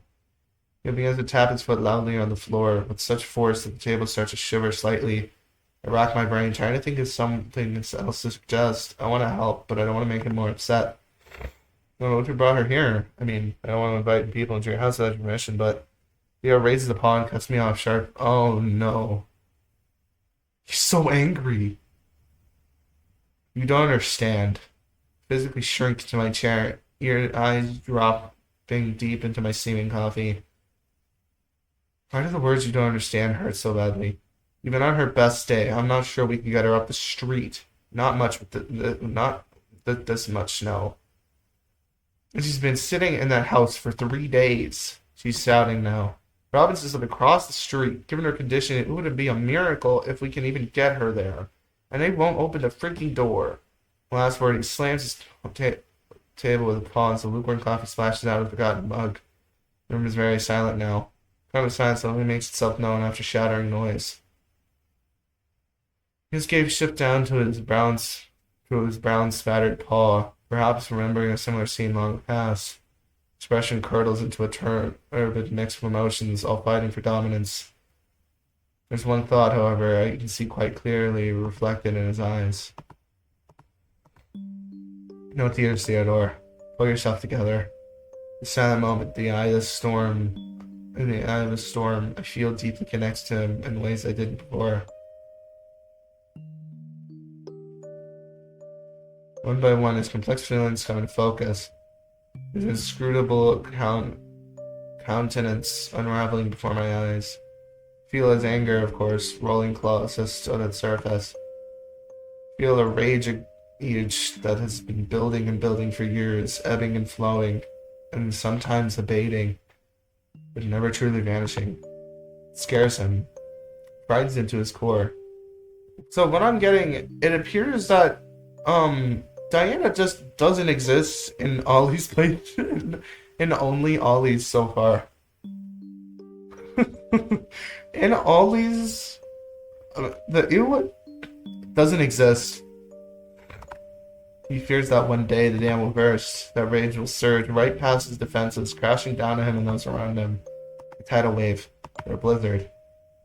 Tied tightly to that rage, concealed just behind his thunderous mask, I see his feelings of helplessness, uselessness, dreadful following fear that no matter what he does, it will never be enough.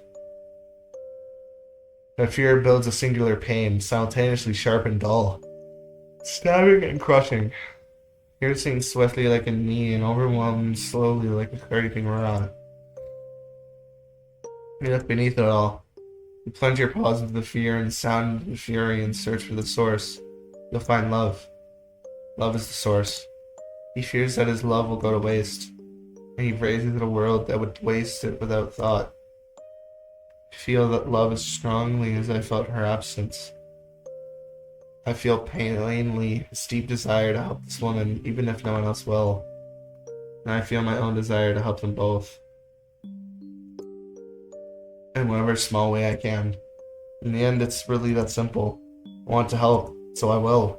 Swallowed a lump in my throat and forced air through the tightness in my chest. Yeah, let's call the Robinsons. We'll talk to them together. If they hear from multiple neighbors, it might help convince them. That there's no reason why you have to do this all by yourself. All of this yourself. You'll never have to do anything yourself. We help you. Closes his misty eyes and grits his teeth. No tears. Okay, that didn't say no tears, Theodore. We sit together at Theo's old kitchen table, 2 cold cups of coffee, and what feels like the entire universe separating us. With only the barest effort, I reach across the universe with my paw and place it on top of his. He doesn't pull away.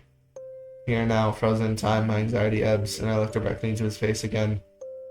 Feeling my eyes on him, he opens his. Those warm, burnish brown eyes are soft and rich as a snowy fur. I could bury myself in them like the softest of blankets.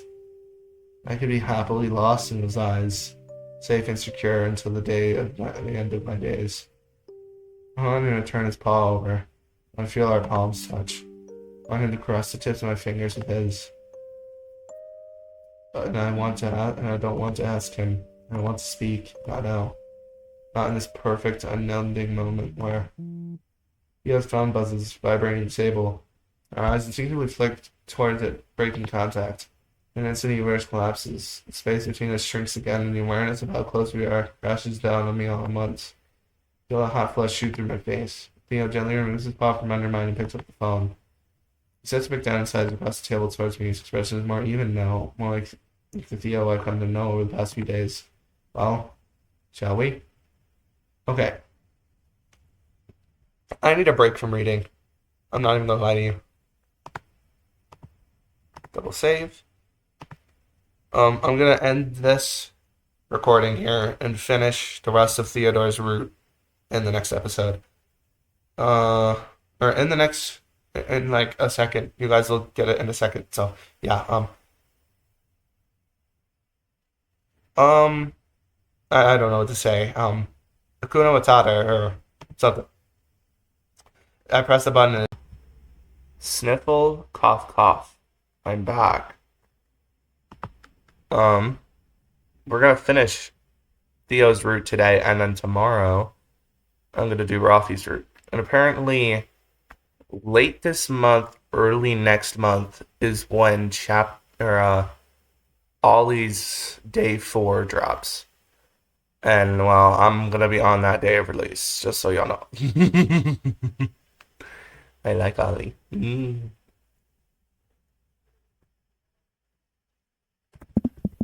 Who's messaging me? I haven't even gotten to read yet, bro.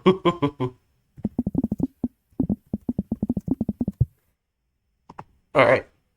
I think I read that already. If not, I'm gonna read it again. Well, shall we? Um, shall we? Give them a call? Right. This is what we're gonna do now. Come on, Theo, focus up.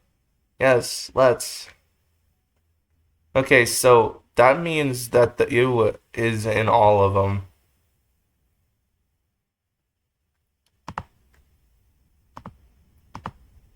I'll start just so they know I'm present. No complaints there. I almost said compliments. With a surprising surge of confidence, I hit the call button, and said confidence immediately begins to ebb as it rings and rings and rings. On the 7th ring, they finally answer. Yes. A gruff male voice, halfway to anger already. Good morning. Mr. Robinson, correct? Oh god, I forgot how much I hate talking on the phone. Who is this? My name's Leo, and I'm sitting here at the kitchen table with Theo from down the street. I and several other neighbors. How old am I? 5? I and several other neighbors have been staying here in his house while the power is off. It's nice to meet you, even if it's just over the phone. Likewise. His tone says otherwise. So, I take a deep breath and get down to business. The old woman in number 27. Silence. I know you and Theo have been talking about her situation? We have, yes. Grudging, non-committal, approaching, annoyed. She's... need to punch him. He needs one of those freaking Joy of Creation ignited Bonnie punches. Alright, then, great. We are, of course, very concerned for her, a 90-year-old woman alone in a freezing cold house without... She's 87. He interrupts. An 87-year-old woman alone in a freezing cold house without help or power. Theo and I are genuinely concerned she won't make it through the storm. Silence. Mr. Robinson, are you still there? Yes, of course I am. I'm waiting for you to get to the point. The point is my foot up. Okay, let's calm down. He's rage baiting. If only Hunter was here. The rage bait is successful. Barely a dozen words into a conversation with this guy, and I can already see why Theo was so angry. It's his tone. I realize more than what he says. He gives me nothing to work with. Besides, the very pointed impression that I am wasting his time. Fine. I'll get to the point then. Sorry. We are asking you, as friends and neighbors, if you could let her stay at your house for a few days. At least until the storm clears up and the power comes back on. I just don't see why that's necessary. This guy a freaking idiot or just a chill a-hole? I look up at Theo, incredulous. He shakes his head, massaging his temples and clearly holding back grim laughter. I warned you about him, he mouths to me. As I said before, we are worried she won't survive the storm. She's lived in the apartment for decades and never had any problems. Yes, but she's never been 87 years old before. Have you even met Diana? No, I haven't, but I don't see how. She's the most stubborn woman I have ever seen in my long life. And you are the biggest a-hole I've seen in my entire life. My foot could probably just slide right up there.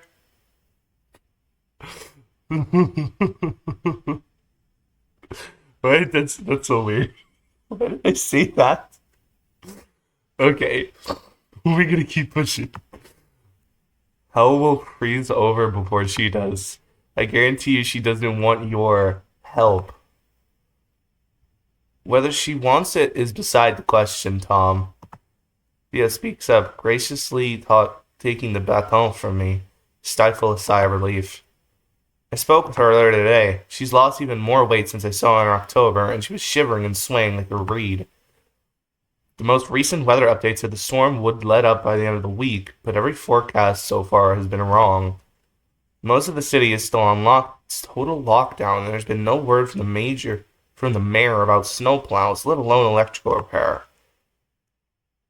We've most likely got 4 or 5 more days completely snowed in, and it could be another week before people get their power back. Quite honestly, Tom, I don't think she'll last. Huh? She'll last another 2 days. That's your medical diagnosis, eh? Tom, if you'd like to come and see her yourself, I'd be happy to escort you across the street for a visit. Theo bites right back, a keen edge now plain in his voice. It's not a long walk, after all. There's no need for that sort of tone, Theodore, especially not when asking someone a big favor. Theo was right. Tom jumped on the first hint of anger with a truly obnoxious glee. Clearly he'd been waiting for it the whole conversation. Man, I could box the freak out of Theodore? No, I don't want to fight Theodore. I don't want to fight him. Tom. I could box the hell out of Tom. Bink, bink, bink. Give him a three-piece no biscuit. The fox opens his mouth to retort, teeth bared, but I jump in and cut him off, holding a paw. Mr. Robinson, how can we work this out? A long pause. What do you mean? He sounds almost disappointed. Brother. We were correct in that we are asking you for a big favor. After all, it's no small gesture to house a neighbor in a time of need. I know it's a lot of work and a lot of stress. Not everyone has the time, space, and patience to welcome strangers into their home. I nod pointedly at Theo. So how can we help you with this? After all, there's no reason why you should have to do it alone. His eyes widen slightly and he gives me a small smile. What needs doing before you can take her in? If you're worried about her health while she's with you, we've got a medical professional on hand. If you're concerned about food, we've got plenty of skilled cook to put it all together. We've got young paws for shoveling, clearing space, transferring her over. Trying to save her life, after all. We are more than willing to put it into work for it. So what needs doing? The words flowed so freely I even surprised myself. Okay. Okay, Leo showing off. Okay, Leo. This is far and away the most eloquent I have ever been over the phone, though the bar has been set pretty low. Theo looks impressed, too. Trying to think about how giddy that makes me feel. I still don't think she'll agree to this. Let us worry about that. All you two have to do is make space for her when she arrives. You two, I realize now that we hadn't heard from Miss Robinson at all. She was sitting quietly in the background listening to our conversation. What? No. Not she was she? Jesus. Keeping her thoughts entirely to herself? Well, I suppose. Jump on the hesitant acceptance immediately. Great. Thank you for very much. Thank you for very much. Excuse me? Thank you very much for your kindness, Mr. Robinson. We'll start getting ready to head over right now. Right now? Yes, right now. We want to get her out of there as soon as possible. We'll be there within the hour, so please be ready for us. Now, hold on a minute. This time it's my turn to let him flounder in silence. And God, does it feel good.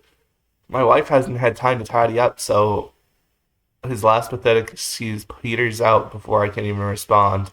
Hear a rough sigh crackle through the phone. Alright, within the hour. Excellent. Looking forward to meeting you in person very soon. Goodbye. Firmly hang up the phone, and it's just the two of us alone again. How'd I do? I think you did phenomenal. His praise immediately makes me smile. I cover my mouth with a paw to hide it. Certainly better than I did. If it was just me talking to him, he would have hung up the moment I called him. Shit eating holier than thou. Jeez. It made it be even worse off than we are now. God, you weren't kidding. He really is the freaking worst. Always has been. We have not so quietly hated each other for as long as I can remember. He and Diana hate each other too. Tom doesn't see eye to eye with anyone, and not unless they're willing to put him on a pedestal. And then they're looking up at him from the ground, even though he's short as hell. Exactly. What about his wife? I noticed she didn't say much. His eyes dropped to his lap. No, she never does. It's difficult to get a read on her at the best of times, especially when Tom's around. Tends to eat up all the air in the room. Maybe we can talk to her directly once we get there. I'm sure she'll be easy to work with than him. Hard to say in that house. Hard to say. In that house, what Tom says goes. She cedes ground to him on every issue, no matter how small. That way, she reminds me of my mother. Oh. I can't think of any other response. Well, Theo stands, his chair breaking the silence. We can talk crap about him later. Right now, we've got work to do. To give me a hand with taking the others? I only now realize that I just volunteered everyone else to help without their knowledge. Oops. In fact, I had volunteered the crew to do pretty much everything. Tom would barely even have to lift a finger. Don't worry, I'm sure they'll be happy to help. Theo reassures me, as if reading my expression. I'll take the blame if you like. You can say it was me who volunteered everyone. Stan is well, laughing softly. They'll never believe me. We know there's no way you'd ask for help like this on your own. As years troop, I realized too late that I spoke too quickly and too flippantly. That was uncalled for, sorry. No, unfortunately you are quite correct. Just hurts a bit to hear, that's all. Seeing the look on my face, he elaborates, waving a paw. That's fine, I'm fine, you're fine. No harm done. We've got more important things to worry about right now anyway. With only the slightest bit of difficulty, we get everybody out of bed and downstairs in just a few minutes. The mood is muted, due to the early hour, but tightly focused. All of us are quite clearly ready to do what needs to be done. Okay, everyone, have your phones? We all nod. I'm guessing we'll need shovels once we get there. I have two sitting outside. They're plastic, but the metal ones are all in the garage, and we don't have time to dig them out. Hunter! I have a metal one in my place. So do I. Great. You two go fetch those. Stick together. You never know what could happen in weather like this. Meet us at 27 as soon as you can. Got it. Sure. Bye, Hunter. Oh god, what is wrong with me? Theo nods once again and opens the door, ushering us into the bitterly blasting wind. 8. Cold. It's cold out here. It feels even colder than before. Was there always a tree down over there? Well, we know why the power's out. At least we know why the power's out, guys. At least we know why the power's out. Oh.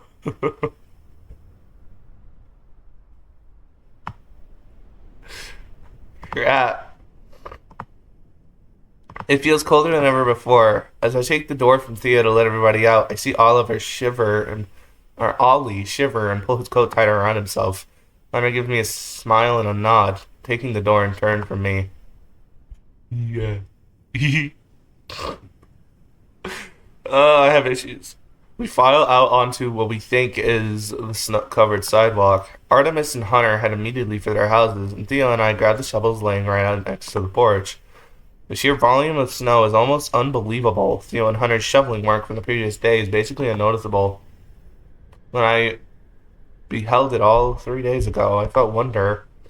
Now I feel only fear and apprehension. I found myself looking to Theo for reassurance, and each time he gives it to me in the form of a soft, gentle smile.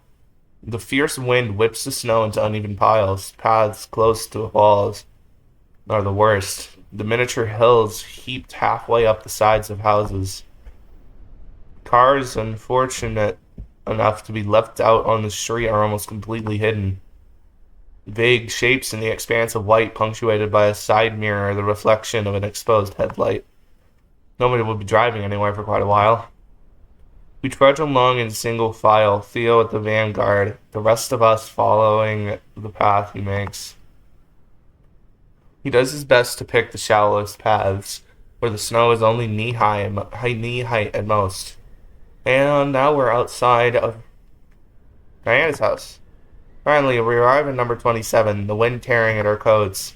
Theo gestures towards a narrow passage leading to the backyard of the house. Oh, he shouts to make himself heard over the tempest. Her apartment is back there. She lives in the back half of the house, and the folks in the front are out of town. So we can't go through the front? Theo shakes his head. I already tried. Her door's in the backyard. This is going to be trickier than I thought. Not only do the snow piles constrict the already narrow pathway, but the uphill entrance to said pathway is mostly blocked by a submerged car. How the heck are we going to do this? Theo's head and ears start swiveling back and forth, taking in the scene. I can almost hear the gears turning in his brain. He gestures for all us to huddle up. Okay, she can't walk in this, and she'll never get down the driveway, let alone across the street. I'll have to carry her out, but I don't want to risk that until we've cleared the path a little. Theo's eyes flick to the house and then route to Rafi. Rafi, I think you'd better be the one to check on her. I'll come with you to make sure she opens up. But after that, I'm leaving her to you, okay? Okay. Good, I'm counting on you, Rafi. I know. After a long moment of eye contact, Theo turns to me and Ollie. You two start shoveling. We'll need as much of the driveway cleared as possible. If we can get her keys and get the car out of the way, that's even better. Even if we have to put it in neutral and push it, every bit of space helps. Wait. She's driving at 87? Hello?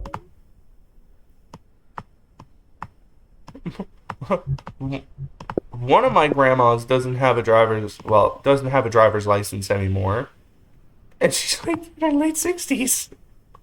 Well, how come you get a license? What the flip? What the flip, guys? What the flip? I nod, glad to receive clear, direct instructions. Tell the other two the plan once they get here. Even have them start clearing a path across the street to the Robinsons. Once I get you inside, Rafi, I'll be across the street as well. I need to make sure Tom has everything ready. Maybe I can even get him off his ass to help shovel, though I doubt it. As soon as you've cleared a good enough path, I'm carrying her out no matter what she says. Everyone clear on their jobs? Yes, sir. Yes, sir. Yes. Yes. Then let's get started. Clock's ticking. Ani and I immediately dig into the driveway as Theo and Rafi vanish around the side of the house. Despite his aversion to cold, Ollie's good with a shovel. Clearly an old hand at this. He and I managed to clear most of the bottom half of the driveway when Artemis and Hunter arrived, carrying stout metal shovels on their shoulders. Not him saying, "Where are we dropping, boys, again?" You did not just say that. Theo leads us to clear the driveway, so maybe we can move the car. And then a decent path across the street to number 30. We're gonna carry her out. He's gonna carry her out, so say no more. Hunter immediately takes to shoveling with enthusiasm, and Artemis quickly follows, cutting efficiently across the snow-choked street. I find my gaze lingering on number 30, trying to catch a glimpse of its inhabitants. Curtains, however, are pulled tight, and only the faint light shimmering through them suggests there is anyone home. Can't let Theo face them by himself. And if he and Tom start bickering again, it could jeopardize the whole operation. I look over at Hunter, tearing through piles of snow with a Johnny whistle. Think the boys have it covered. Tom will eat Theo alive if I'm not there to help. At the moment, I feel a tug on my sleeve. Hey, Leo? I don't want to tell you what to do or anything, but I'm wondering if we might be more useful inside? I was just thinking the same thing, actually. To be honest, I stick my shovel straight upright in a snow pile and clap the powder off my gloves. I want to help Theo talk to the Robinsons. Ollie's eyes widen in surprise. The husband is a real piece of crap, and it doesn't seem fair to send Theo in without backup. He nods slowly. Okay, that makes sense to me. I guess I will try to give Rafi a hand then. Oh, right. A flash of guilt colors my voice. I hadn't been thinking of Rafi at all. He did tell me he works in the emergency department, but this is hardly a standard situation, and I bet he would appreciate another set of claws. I don't think he's used to doing this kind of work alone. Not sure how much help I'll be, but I want to try anyway. I know how you feel. There he is. Is his coat different? Or am I bugging? I think I'm bugging. Oh, Theo reemerges from behind the car and begins making his way over to us, shaking his head and mumbling. How is she? Not good. Even I could tell that. You'd think all this would have dulled her attitude, but no such luck. I feel bad leaving Rafi in there alone, honestly. It's all about that. I looks over at me. I nod. I decided I'm going to go in and try to help out however I can. And I'm going with you to Robinson's. He blinks at us in surprise. Hunter and Artemis can handle the shoveling. And a clear path won't help anything if we can't get her out of the house, or if we have nowhere to move her to. Theo runs a paw through his fur and grins. You two are right, as always. I appreciate the company. Ollie, come get any of us at any time if you think it's necessary. I will. Leo, let's go. I said Theo instead of I'm bugging. Oh. Together, Theo and I pick our way across the street, not quite sure what to expect. Theo knocks 5 solid times on the thick wooden door and we wait. After a healthy pause, it opens, flooding the snowy porch with lamplight. Well, come on in, you're letting out the cold. We hurry inside, not needing to be told twice. Oh. They're a Knights fan.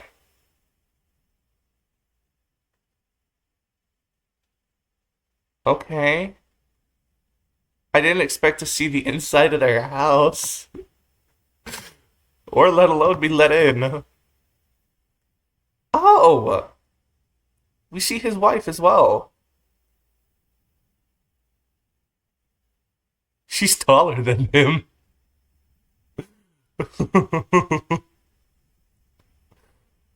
Okay.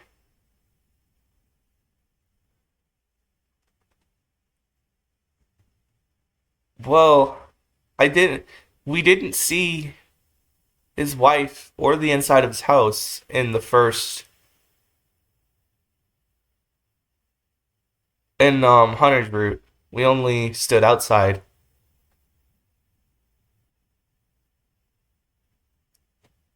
We might figure out his wife's name as well. Hmm.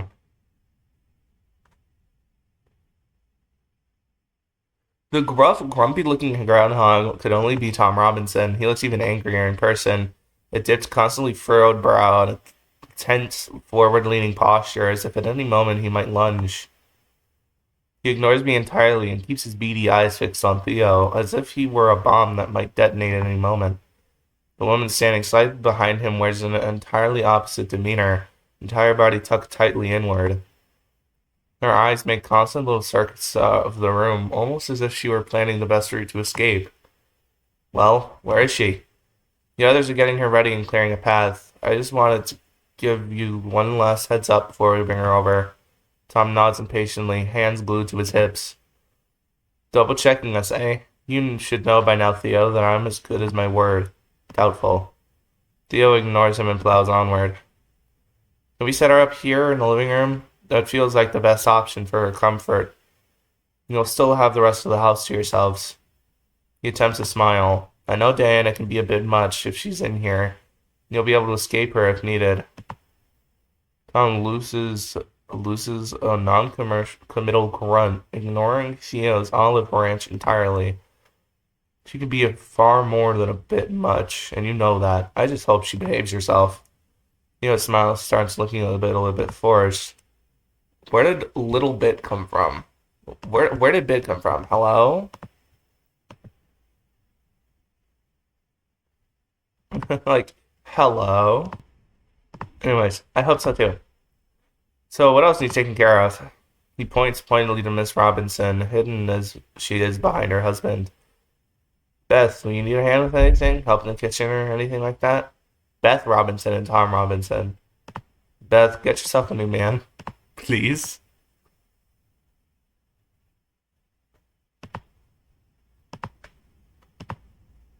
Theo turns off nervously. We all turn to her, including Tom. She looks first at him, then at Theo, then quickly back down at her feet. No, I don't think so. Tom steps back and after only a few words. We've only got so much food here, and it's not as if we can go grocery shopping right now. His wife's eyes look over to him, an inscrutable expression on her face. I look past the two of them into the kitchen, noting an open pantry door with a healthy stockpile of dry and canned food inside. Well, from his tone, Theo had clearly noticed the same thing I did. From the looks of your pantry? Pantry. From the looks of your pantry, I'd say you're doing pretty well. Tom's expression... Did his face change? It did. Tom's expression sours even further, which I hadn't thought possible. I didn't recall you saying that we would be snowed in for another week or more. That's why I agreed to help you with this in the first place. So unless you'd like to retract that statement, I want some certainty that my wife and I won't go hungry. Tom's voice catches and rips like a serrated blade, every consonant sharpened for maximum annoyance. Give Theo's sleeve a tug and step forward into the conversation. Without a concern, we have extra food and supplies to share. Copy Theo's tactics and address Miss Robinson directly. And we can bring more clothes, towels, toiletries, and other stuff over here from her house. So you don't have to worry about your own supply. Well, yes, that goes without saying. As Tom attempts once again to center himself in the conversation, Miss Robinson looks at me for the first time. Her eyes are purposefully blank, but... Oh... Yeah, these two remind Theo of his parents. Because she lets him walk all over her. But leave me out of this, they seem to say. Oh, yeah, use a bitch. Just leave me alone. Tom leans in a little closer, now suddenly positioning himself in between me and his wife. We are sticking our necks out here, Do remember that. I know, yes. If there's a problem, you'll be hearing from me. Understood? Yes, of course. For a long moment, Tom inspects me like a bug under a microscope. He's trying, I realize, to extend the argument, to try to find some foothold, some new thing to complain about. Very well then. With a dramatic sigh, he gives up and makes a show of checking his watch. The day has officially started. He turns to his wife. Suppose breakfast is in order, eh? She smiles slightly. Yes, I suppose it is. Cheese.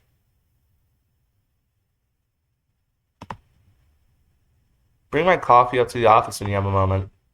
Davis should be awake by now, and I've got to talk to him about the Heston job. Damn, Blizzard's gonna set us back months. Having apparently forgotten us, Tom turns and walks out of the room like a star actor leaving the set. Miss Robinson waits until his clapping feet finish climbing the stairs and the door somewhere in the house to click shut. Then she turns to us, her gaze fixed on her shoes. You'll have to excuse me, but breakfast won't make itself. We appreciate you welcoming us into your house like this. She nods quickly and turns to walk away. Beth. Theo steps forward and calls out, raising the pot of biscuits to catch her. She stops jerkily in the kitchen doorway, turning only slightly back towards us. Theo seems to realize that's jaw and awkwardly stuffs both back into his pockets. Thank you for your help and your support. His anxious thank you sounds more like an apology. For what, I'm not sure. Mr. Robinson will do, Theodore. I'll have a couch ready for her in just a minute. And with that, her stiff-backed frame ducks quickly into the kitchen and out of sight. For a moment, Theo stands and stares after her, absently wringing his paws. He mutters a quick curse under his breath and turns back to me. Well, that one is about as good as it could have, and far better than I expected. Let's get out of here, yeah? I bet Rafi and Ollie are ready by now. I hope so. Please, no hunter depression. We head back, gratefully following the now mostly shoveled path. Yay! No hunter depression. Let's go! Thanks, boys. Hunter gives us a playful salute. All in a day's work. Yes! Theo and I file around the side of the house and up to the apartment door. Turn the handle with an unwelcoming squeak and force my way into the house. Yeah, this place is still dirty. Mine stench of cigarette smoke and mildew hits me like a wall. Yeah, I've read this already. I recoil and Theo almost bumps into me from behind. Steady there. You okay? Yeah, sorry, just I wave a paw in front of my nose. Theo shakes his head, rolling his eyes. It's always like this. Try not to breathe too deeply. As we step through the door, stomping our boots on the nearly destroyed welcome mat, it now reads W. Loclo E. I hear Ollie's voice from further within. Diana, I think Theo just arrived. We walk down the small entryway and into the cluttered living room. Spot them immediately. Yep, there she is. The old woman glowers warily from her distressed armchair, one milky eye glaring past me into nothing. Even bundled in a thick coat, she looks tiny. Ollie stands next to her, almost perched on the arm, looking surprisingly calm. Here they are, Diana. This is Leo, and of course you know Theo already. Sure do. Her gruff, gravelly voice catches me by surprise. Considering how thin and frail she looked, I hadn't expected such a sharp, forceful tone. What decades of smoking would do to a voice box, I guess. I forgot she smoked, I'm not even gonna lie.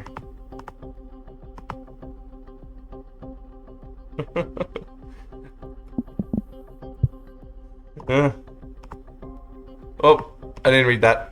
Go back. Her eyes slide off of me and focus on the fox. Sorry, I was like, someone's texting me. You sure took your time, Theo. Tom give you trouble? Of course he did. Give me 5 minutes with the son of a bitch. I'll straighten him out. This one is definitely drunk, I realize. She's good at hiding it, but her swaying movements and the lift of her voice gives it away.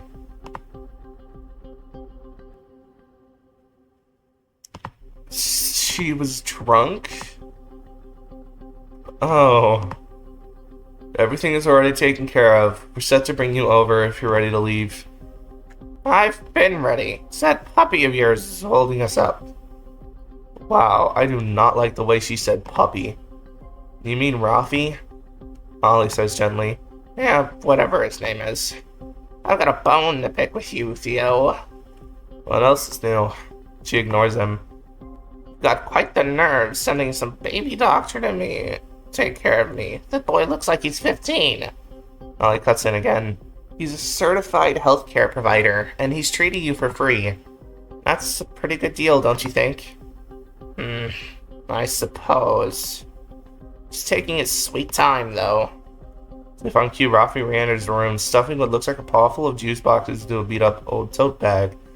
Take a moment to examine his face, trying to gauge how things went. I would guess somewhere between not great and not awful. Alright, Diana, I packed your monitor, test strips, needles, juice.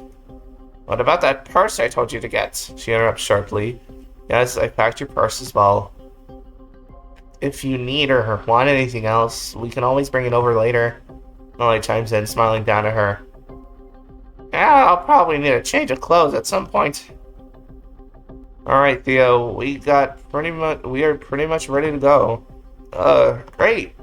Theo responds, clearly more than a little surprised by this fact. Let me take a quick inventory here, and we can head out. As Rafi and Theo start going over the contents of the tote bag, Ollie gestures me over and then turns to the old sheep. Okay, Diana, up you go.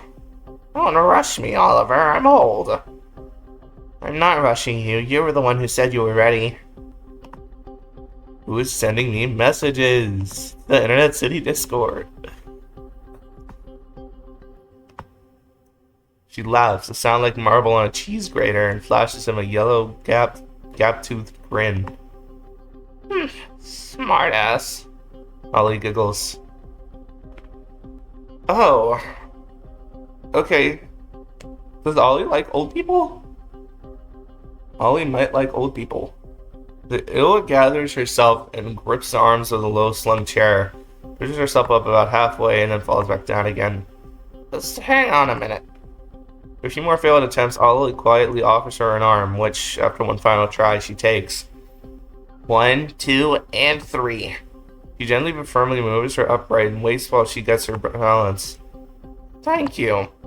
Of course. She turns and addresses me for the first time. And just what are you looking at, Spotty? Spotty? What am I? Nothing. I'm just here to help if needed. Ha! Showing up once the hard work is all done, I see. I know your type. Think at her momentarily and allows for words. What's with the face? Ollie mouths a little apology and interrupts. Theo, we're ready for you. Anna gives me a last disdainful once-over, then calls out to Leo. Theo. Theo, she is definitely, I don't...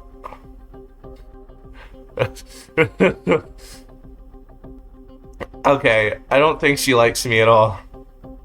She might not like cats. You better not drop me here. She chuckles and turns to Ollie. You know, I could get him to carry you too. Want me to ask?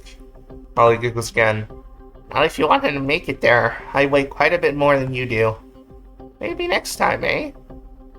I didn't have Ollie makes friends with a toxic old woman on my bingo card for today. Yeah, how does he do this? How does he do this? He's so unique.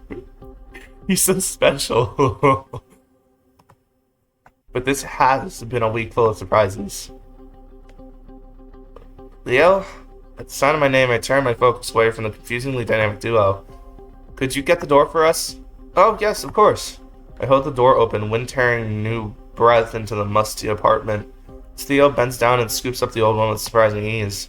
I notice she keeps a tight grip on Ollie's hand, not letting go once clearly secure in Theo's arms. Here, Theo, right this way. I'll try to clear more of a path for you. Together, we guide the fox outside and around the house with Golly. I almost said Golly. With Golly? Golly gee willikers. With Ollie trailing close behind. Theo takes every step with diligence and heavy certainty, eyes and limbs locked in tight focus. As he passes me, I sneak a glance at Deanna. The old sheep looks smaller than ever, pressed up against Theo's broad chest. Her one good eye remains fixed on Ollie, who keeps pace with Theo without tripping him up. He mutters soft words to her as they travel, voice inaudible over the wailing wind. And at the head of the procession is Rafi, sharp-eyed and serious, leading Theo forward while keeping a close eye on his patient. After a collection of intense I need water. I haven't drank water this entire recording. Stay hydrated, everybody. Stay hydrated.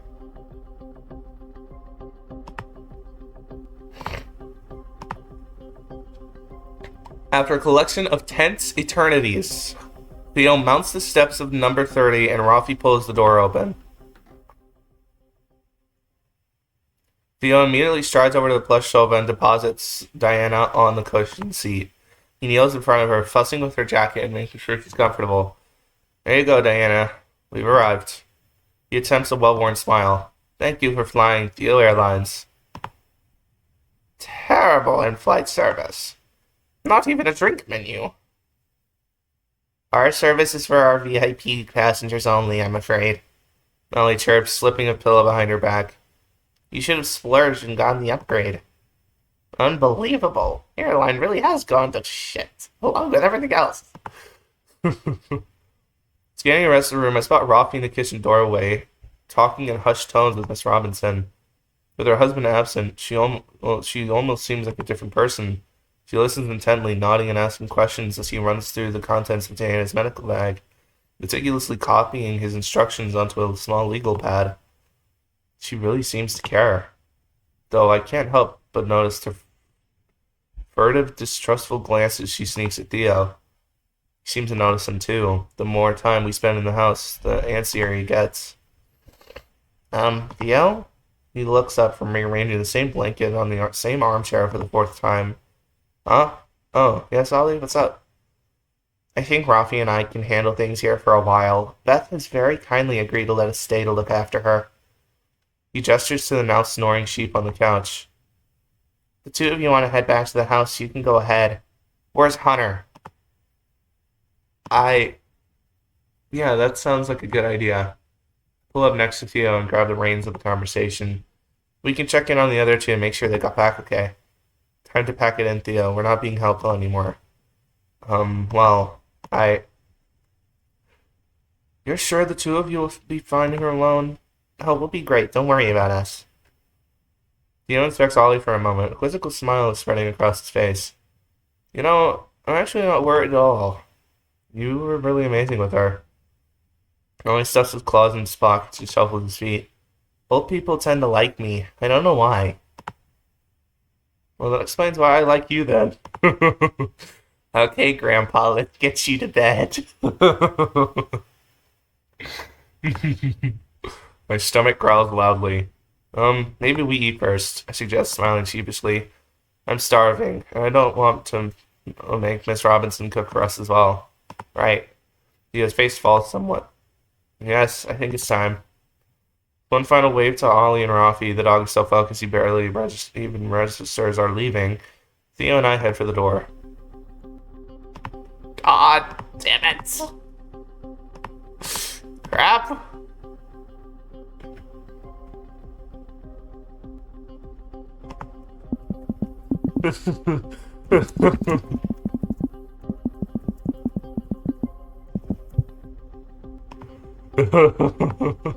No! Leave us alone! Leah, that was your name, yes? I'm gonna box you up if you come near me, bro. We're gonna get to Scotland. You better get a step. I turn, surprised, to see Tom standing stiffly at the base of the stairwell. I hadn't heard him come down the stairs at all. Yes, that's me. May I speak with you for just a moment? What's with the politeness? Why bother now after being such a huge douche all morning? Well, you, want me to wait for you? If you don't mind, it won't be long. He nods, clearly a bit nervous, but settles in front of the door with his phone. Tom beckons me forward, and I follow him partially up the stairs until Theo and most of the living room is out of sight. Oh no.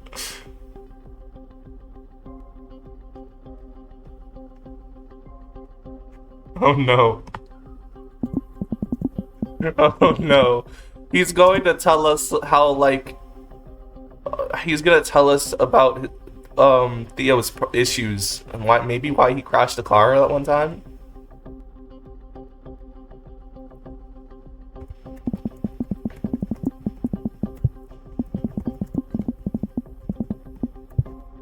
Someone's messaging me.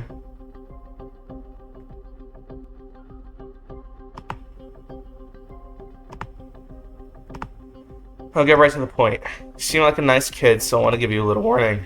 Okay? How long have you known Theodore? You feel my hackle is rising at this question. I keep my voice calm and even. A few months? Why? To be fair, I hadn't really gotten to know him until this week. But I didn't feel that like telling him that. I don't like the tone of his voice one bit. So not long at all then. Let me tell you something, kiddo. Don't call me kiddo. Yeah, do not call me kiddo. I'm a boxing bitch. I've known that boy since he was in diapers. How old are you? And ever since he's been an arrogant, insufferable little crap. But I feel my claws extend and I ball up my fists to keep them from showing. Always high on something, always playing hooky. What? That is not Theo.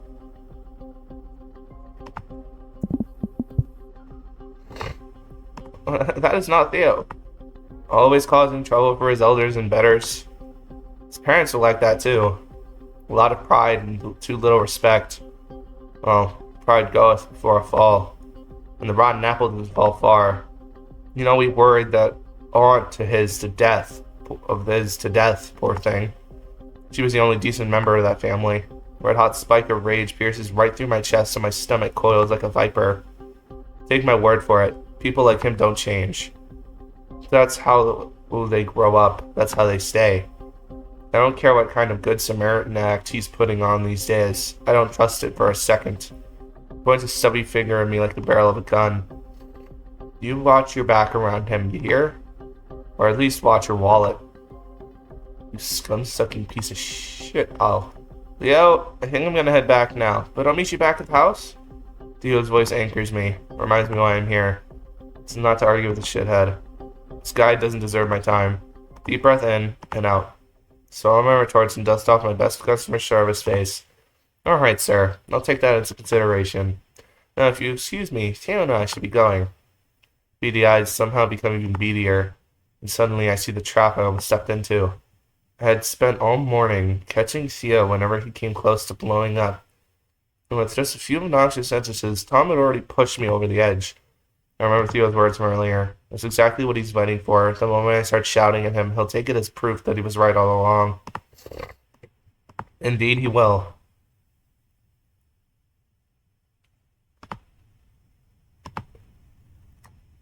Yep. I've had enough of this man. I flip him off as I walk away. Both hands up. Middle fingers out, baby. As I walk out the house.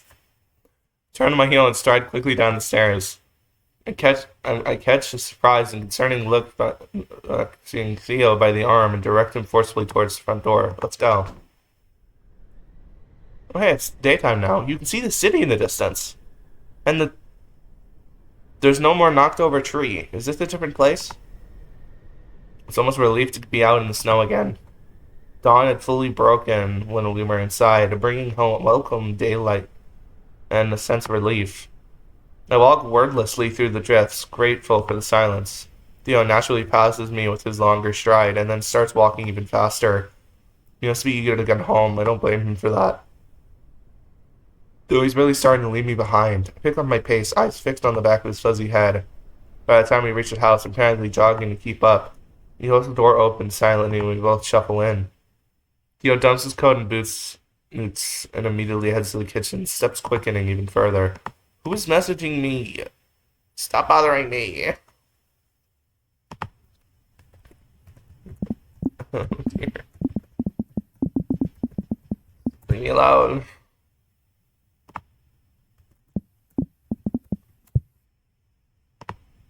Please.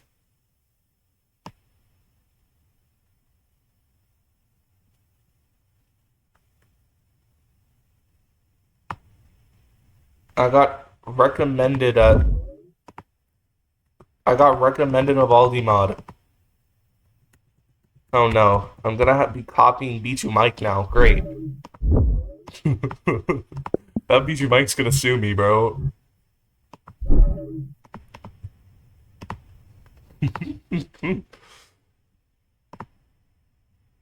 The moment he reaches the table, he collapses into the same noisy chair with a whoosh of breath, and buries his head in his paws. Even from across the room, I can see him shaking. Without a moment's hesitation, I find myself rushing over to him and laying the paw on his shoulder. Shivering doesn't even slow. You alright? I'm fine. Says slowly, voice muffled by his paws. Two visions of a younger Theo, hunched over the same table. I'm just so glad we weren't too late. Me too. Honestly, I half expected to walk over there and find her. I nod, then remember he can't see me. Yeah. Surprised she stayed there that long. I mean, what was she expecting?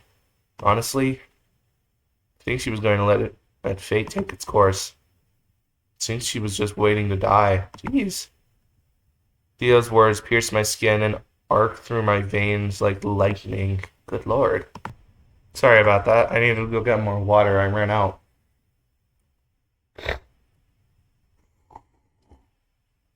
In case y'all are wondering why I sniffle a lot, my nose gets clogged a lot. It's like clogged all the time. That's why I sound kind of nasally.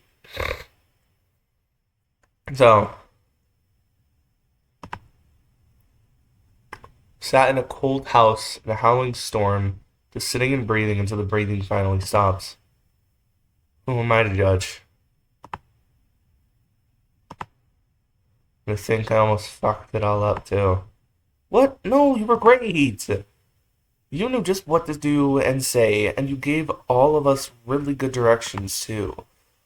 I was serviceable, not only because the rest of you were there to fill the gaps. The head resurfaces from under its paws. I really couldn't have done it without you. Without you. I know he meant all of us, but my heart flutters just the same. Well, we were here. Yes. Yes, you were, and thank God for that. Theo smiles weirdly, and the rising sun sets his ivory coat alight. For the second morning in a row, we sit across from one another on the old reliable table, tired but content. Can I get you a cup of tea or something? If you don't mind, I prefer a whiskey. No problem. Where do you keep it? The bar downstairs? Cabinet above the fridge. Should be shot glasses there too. Pour yourself one if you want. I give his shoulder one more pat, head over to the fridge, and swing the cabinet door open. Judging from the label, the whiskey looked top shelf. Must be from special occasions. Shot glasses, by comparison, look cheap and very, very dusty. Take the bottle down and bring the glasses over to the sink where I give them a quick rinse. I haul it all over to the table, prepare him for a hefty shot, pouring with all my heart. He deserves it after the day he's had. There you go. Monstrous motion, he takes the glass and tips it down his throat, placing it back on the table with a long exhale. You know how to pour. I guess I do. I chuckle, and all I did was fill it to the brim. Did you get yours already? Do I want a drink? I guess I could use a shot. Wanted to get you settled first. I get a big whiff of the booze as I pour him out my shot. It smells wickedly sharp, masterfully engineered to dull everything else. There's a hair on my arm. Sorry, should have waited for you. Bad form not to toast. Don't worry about it. I won't tell anyone. Cheers. Down the hatch. That's a bit strong. Theo laughs. That's why I keep it up there. It looks pretty expensive, so thanks for sharing it with me. Of course, it's mine as yours. I usually don't believe people when they say that, but I believe Theo. We sit in comfortable silence for a while, watching dawn clamber slowly through the icy windows. Snake glances at him from time to time, watching as his face slowly shifts back towards worry. You can tell there's a question coming, and I know what it's going to be. Don't mind me asking, what did Tom say to you right before you left? He eyes me with a measured glance. He seems to already know the answer. I weigh my options. Tom's a grade A dick. I'm not particularly inclined to believe he's moral judgments about anybody, let alone Theo. Why should I upset him by repeating Tom's bullcrap? And again, I don't want Theo to think I'm keeping something from him. It really feels like he's starting to trust me, and I don't want to jeopardize that. He warned me about you. Theo nods, unsurprised. He said you're putting on a good Samaritan act. That he knows your whole life. That he's known you your whole life, and that people like you never change. He snorts derisively? What? Derisive meaning. Mocking, expressing contempt, or showing scornful ridicule. Derisive. Derisively.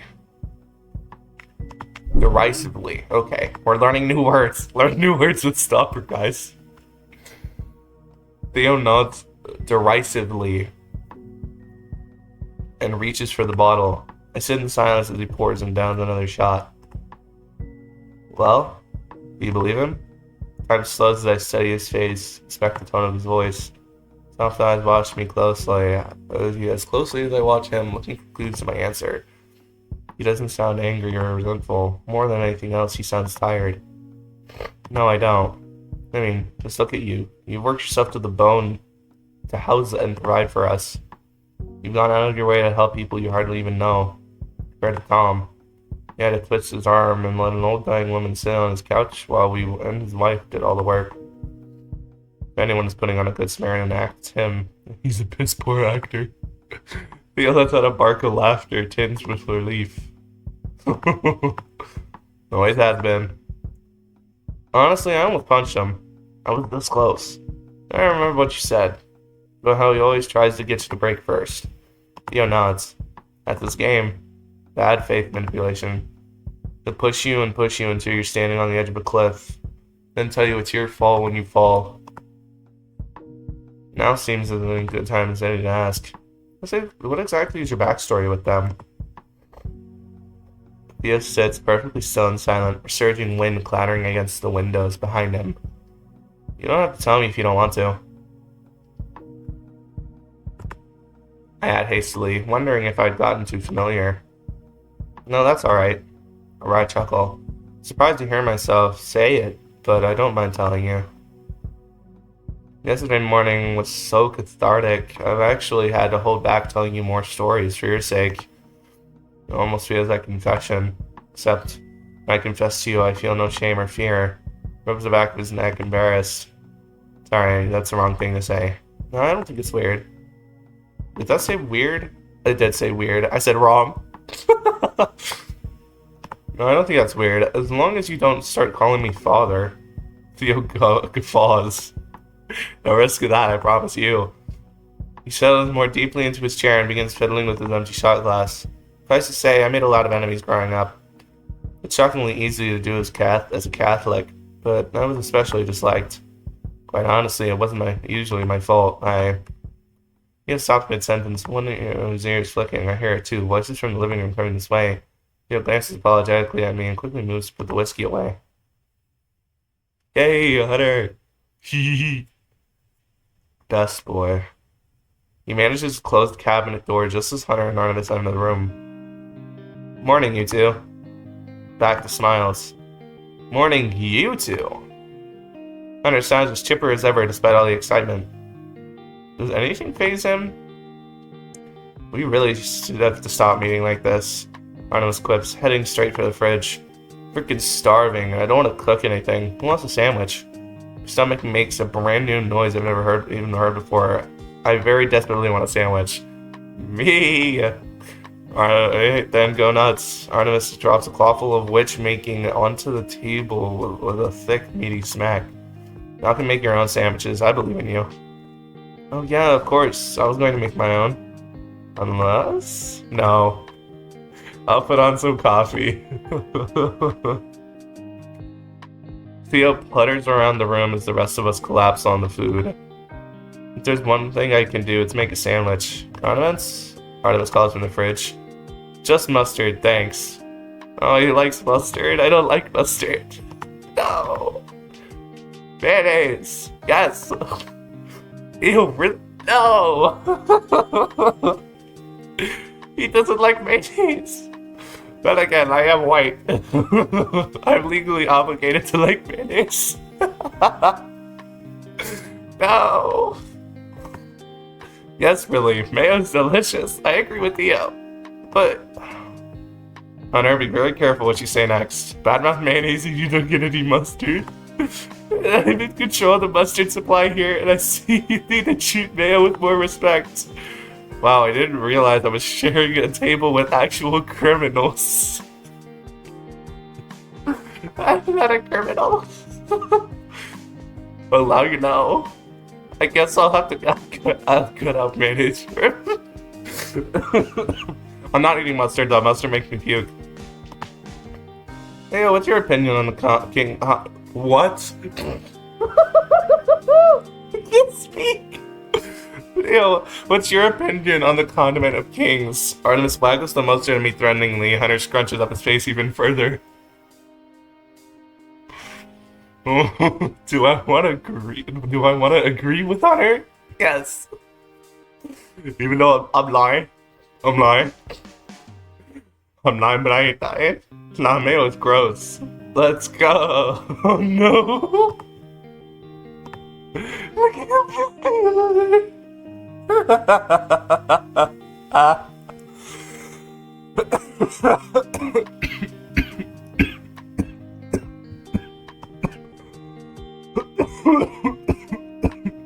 I said I didn't like mayonnaise.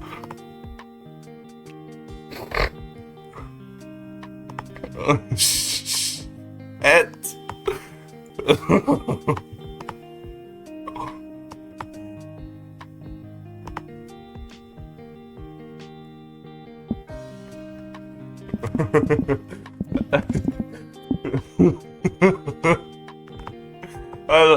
Bro, I like Hunter so much, but this isn't a Hunter playthrough. Dang it! This is a him playthrough. If I was asked this question on a Hunter playthrough, we already know what my answer is. I like mayo. Sorry, Hunter, but I'm with them. I'm a proud mayo enjoyer and I've logged on. Unbelievable. It's so freaking over it. No! Good answer. You may keep your mustard privileges. I knew you were a real one. Well, none for me. You can keep your nasty egg spread to yourself. Alright, I will. The condiment of kings is not fit for peasants, after all. Hey, you calling a peasant? You are not a peasant. Believe me. I'll give you 2 guesses. Not even that fancy-looking coat you wear can hide the poverty of your spirit. Oof. What's wrong with my coat? No, stop making him sad, Artemis.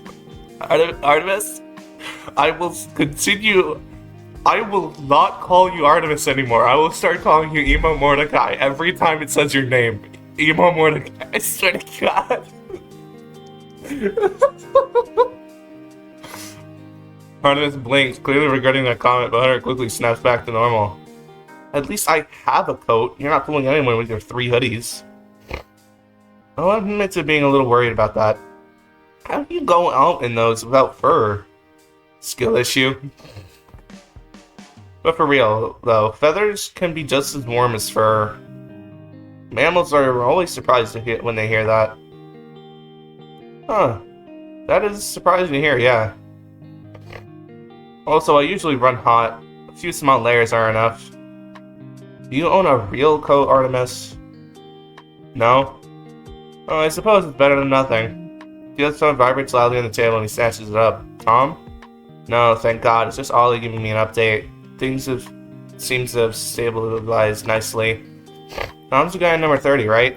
Yep, him and Beth, his wife. I didn't get much of a look at either of them. Artemis' eyes search me and Theo. Are they good people? An easy answer springs to my mind. I wait for Theo to answer first. Fox sighs, putting down his phone and rubbing his eyes. A muffled laugh escapes from behind his paw. That's a difficult question. I thought it might be. Tom sucks. I just couldn't stay quiet. Tom does suck. I've never liked him.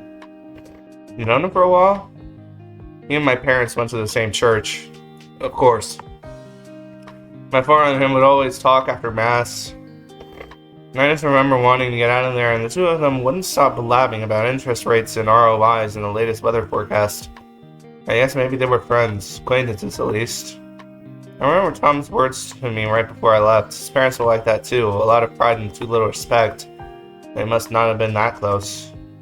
Beth, Miss Robinson, my mom and I would always stand off awkwardly to the side, just waiting for them to get bored and pack it in.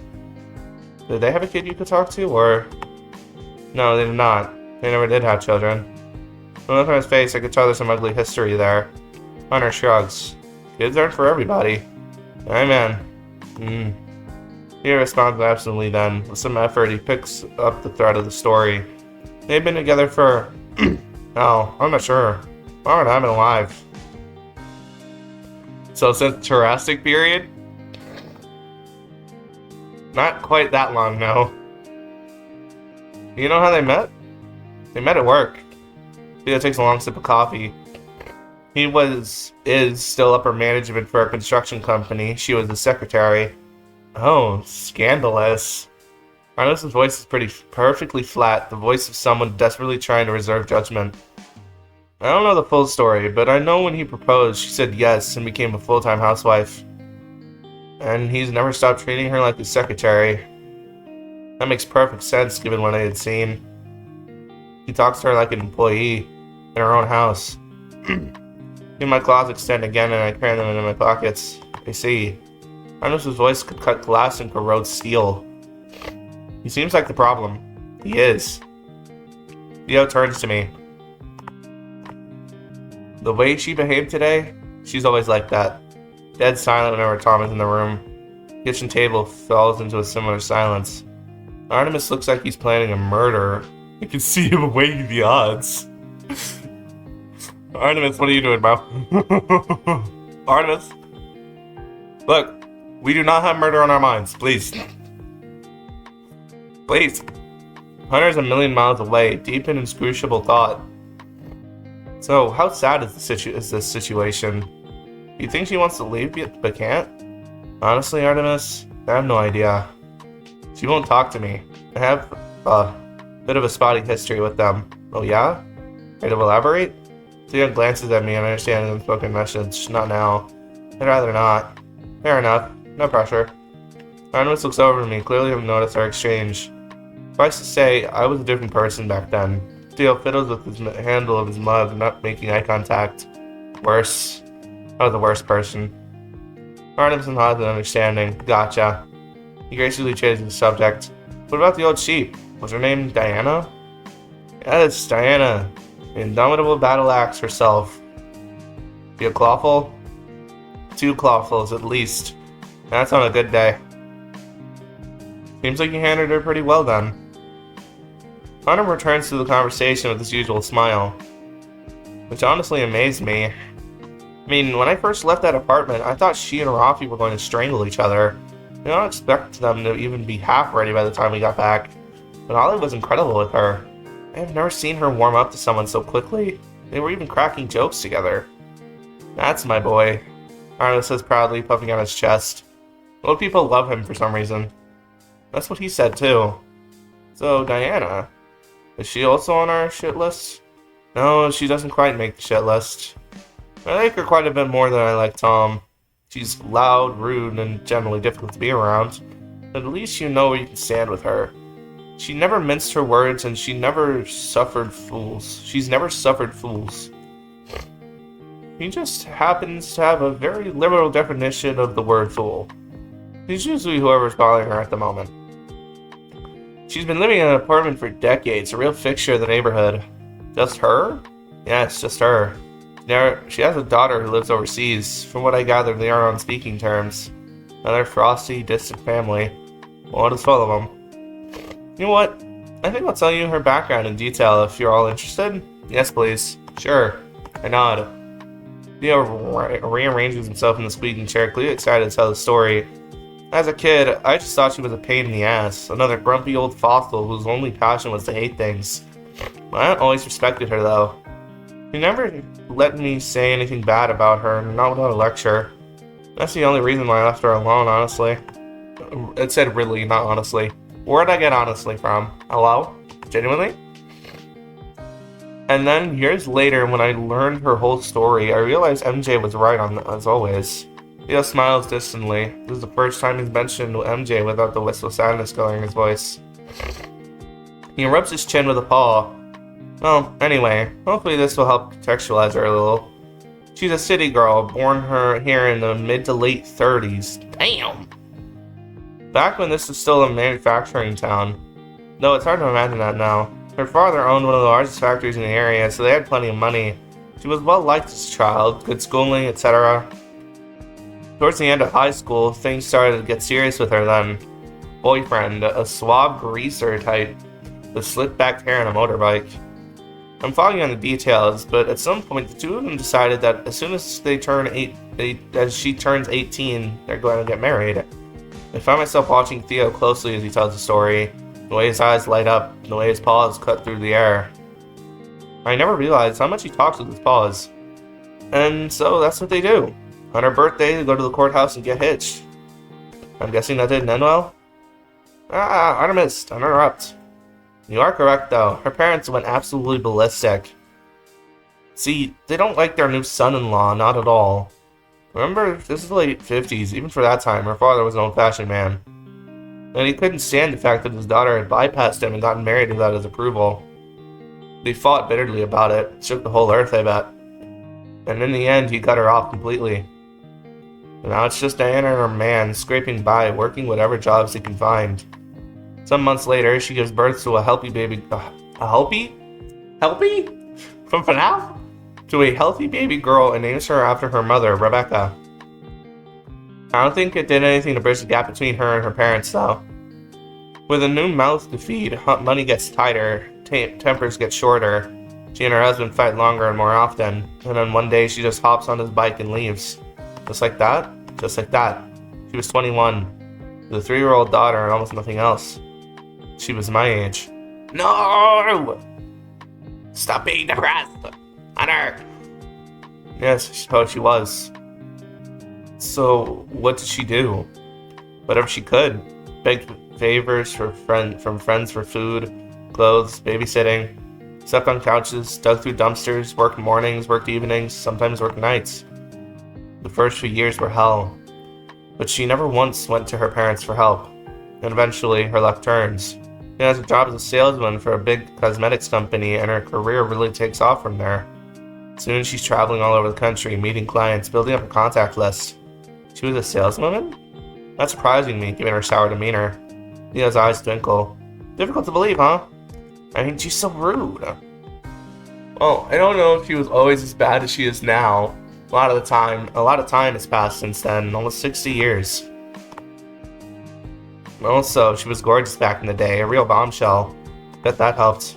Not that she needed it, but again, this is the 50s. It was a man's world back then, far more than it is now. She cut through all of that. Sharp business suit, black high heels, and zero appetite for nonsense. An absolute powerhouse. He speaks almost reverently. Had her be happy. It's clear he admires her. Thank you. Do you have any old pictures of her from back then? Theo roars with laughter. No, Hunter, I don't. You could ask her for some. I think I'll pass. Smart man. Anyway, business booms. She starts making money hand over fist. And finally, there's enough to eat and pay the bills, and then some. She buys that apartment, number 27, and she and Rebecca move into it. Well, Rebecca moves in, certainly. Diana doesn't spend much time there. She was always on the go. I already know the answer, but I ask anyway. How did Rebecca feel about that? Sad smile. Not good.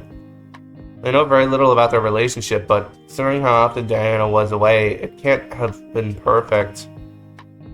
You said that they don't talk anymore, right? Hunter's deep golden eyes are slightly downcast, arms folded tightly across his chest. Theo shakes his head. They do not. I don't know when it happened. I don't know if they had one explosive falling out or just gradually drifted apart and fell out of the orbit with each other. All I know is that eventually, when she was old enough, Rebecca left number 27 behind, and I don't think she ever came back.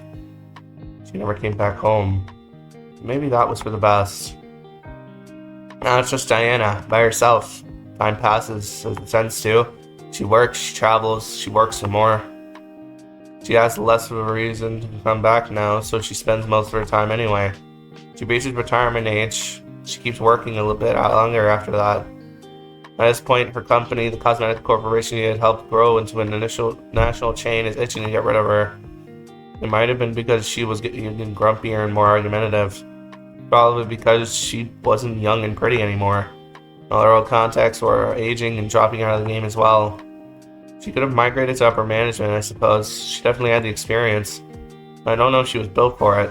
She wasn't boardroom material. She's too blunt, too honest.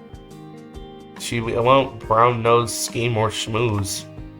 She spent all her time working and working hard. And quite honestly, getting like that never becomes CEO. When people like that never become CEOs. Management starts to gently, and soon not so gently, shut her out until she has basically no choice but to retire. So for the final time, she moves herself back here to the city she was born in and settles into number 27 by herself. And she's been there ever since, probably sitting in the same chair we found her in.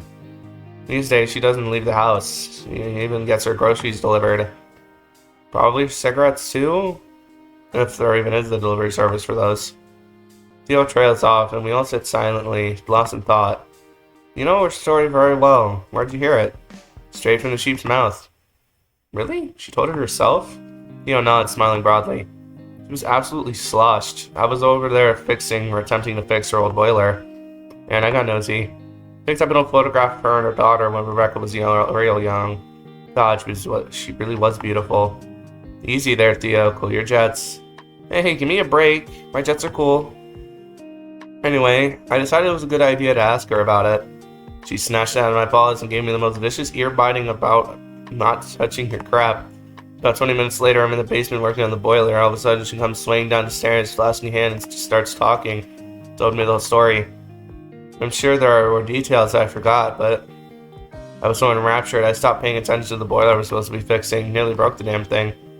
I sneak a look at Artemis, remembering Ollie's story about their first meeting. Judging by the wayward look in his eyes, the bird seems to be remembering the same event. Do you think she'd be upset if she knew you told us? Theo opens his mouth, pauses, and furrows his brow. I'm not sure. He gives us a guilty smile. Now I think about it, I'm not even sure she remembers telling me. Maybe it's best if it doesn't leave this room. No problem. Time passes as it tends to.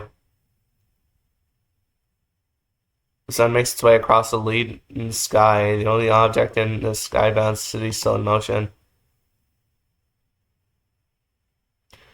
After only a scant few hours of daylight, it vanishes. Time is strange in this storm. It expands and contracts at will, hours slipping away like shadows while the minutes crawl by. Night finds me and Theo curled up comfortably in the living room. Theo's nose is buried in a book. The rustling of its turning pages the only sound besides the fire. I was admittedly not reading a book. I was enjoying some mindless scrolling time and feeling only mildly bad about it. As the sunlight sips away, Theo only once again catches me in the middle of a big yawn. Yes, I agree. Frankly, I am goddamn exhausted. He looks it. He wears it well, though.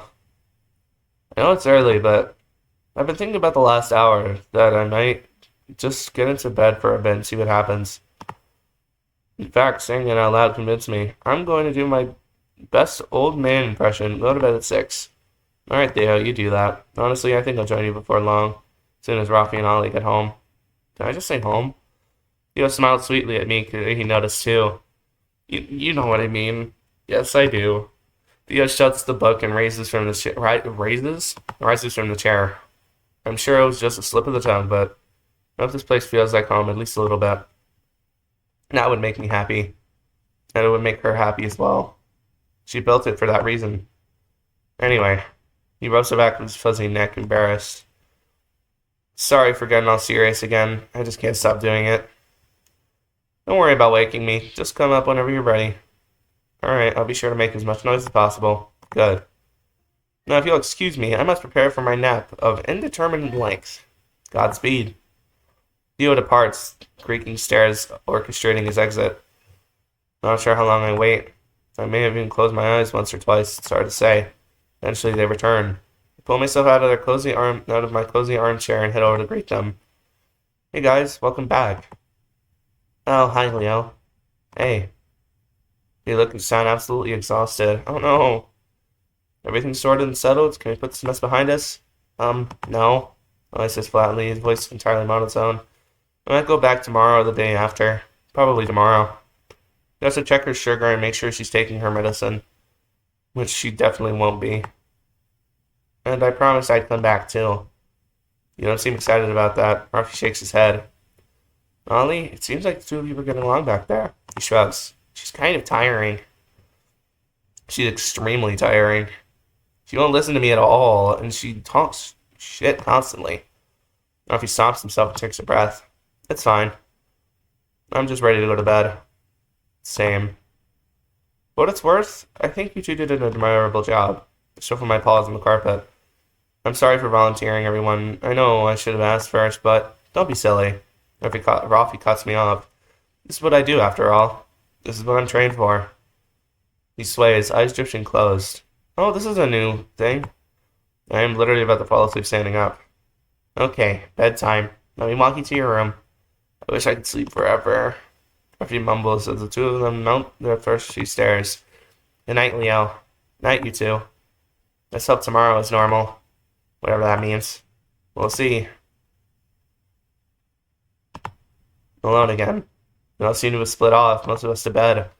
Maybe I should do the same. No sense in delaying it. I'll have to sleep sometime. Roughly Ollie's doors are already shut tight, with only faint light shimmering from underneath Ollie's. Their tiredness doesn't surprise me, really. We did so much today. We started so early in the morning. For the second day in a row. Standing silently in the dark hallway, the realization washes over me. We saved a woman's life today. She was alive and breathing because of us. Pride.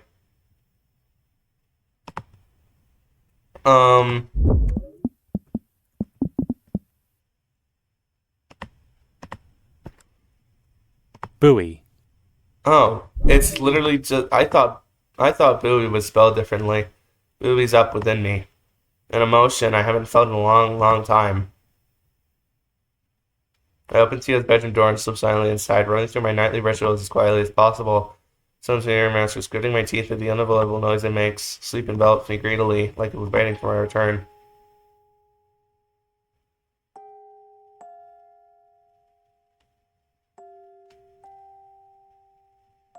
What the?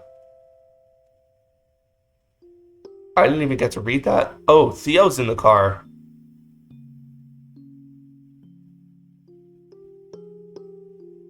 What the hell?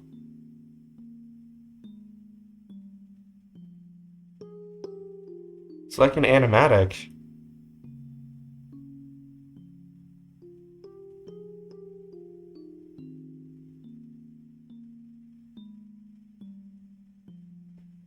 What the hell? Is that the duck from Don't Hug Me, I'm Scared? I'm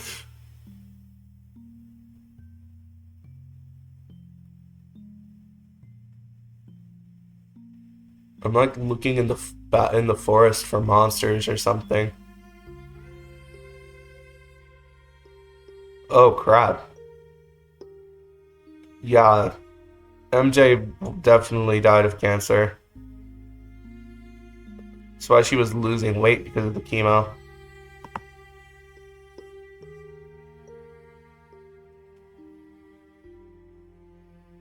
I wake again. Feel nothing within, nothing without, save the telltale stinging of my weary eyes. In the end, the tears prevail. They always do.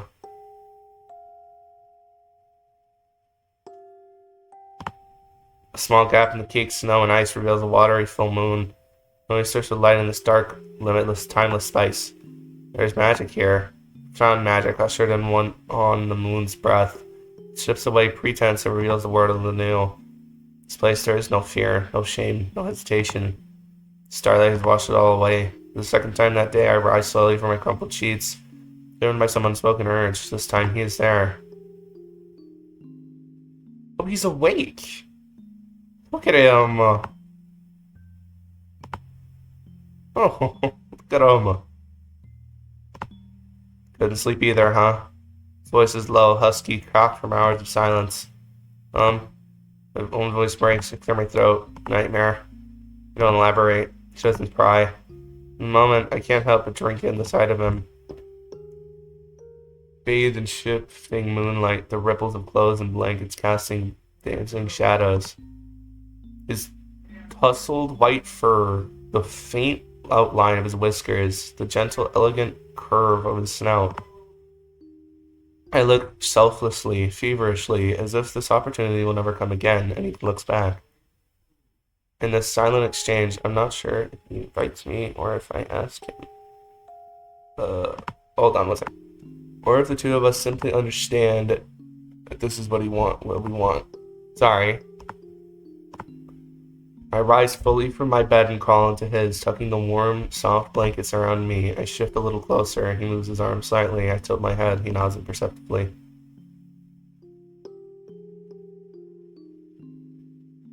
Oh. I think this is thumbnail. I think this is the thumbnail. And I fall into him, pressing myself tightly against his side. A strong arm envelops me and holds me closer. I dig my snout into his warmth and allow the breath I've been holding for years escapes me as a soft, shaky rumble, half joy, half catharsis. Frick, I needed this. I needed to be held, to be anchored. For so long, I've been simply floating, drifting aimlessly through the world. Here, tucked snugly under Theo's arm, I'm on solid ground once again. Nestled against his side, I feel tangible. I feel real. I don't bother controlling my purse. They are my song to him. The simple proof of my joy. You say like this, just like this, I would sing for you forever.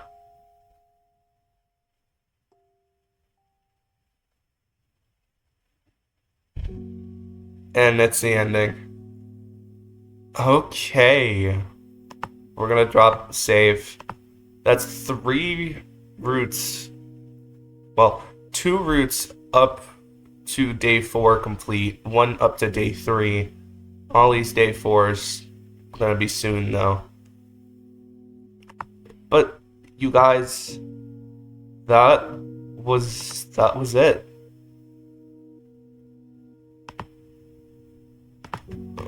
What a chapter. What a story, this one.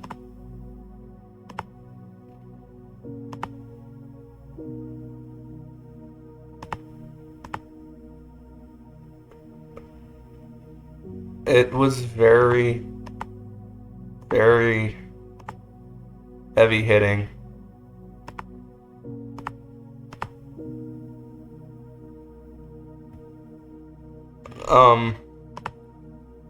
Yes, I just saved. Okay. This was another good route. It took me 2 hours, around 2 hours, maybe 3. It seems that these routes take a while to get through, so we got plenty more content. 2 more routes left. Artemis and Rafi. I'm doing Rafi next, then Artemis or Emo Mordecai. But this was really good. I love this game. I love the story so far. It's really enjoyable. But most importantly, if you guys enjoyed, please do a like and subscribe button. They help me out a ton. I might make the Rafi episode tomorrow, but today we got the Theo episode out now. So yeah, thank you guys for watching. Join the Discord, link to which is in the description, and I'll see you guys next time. Wow, the voice crack. Anyways, peace.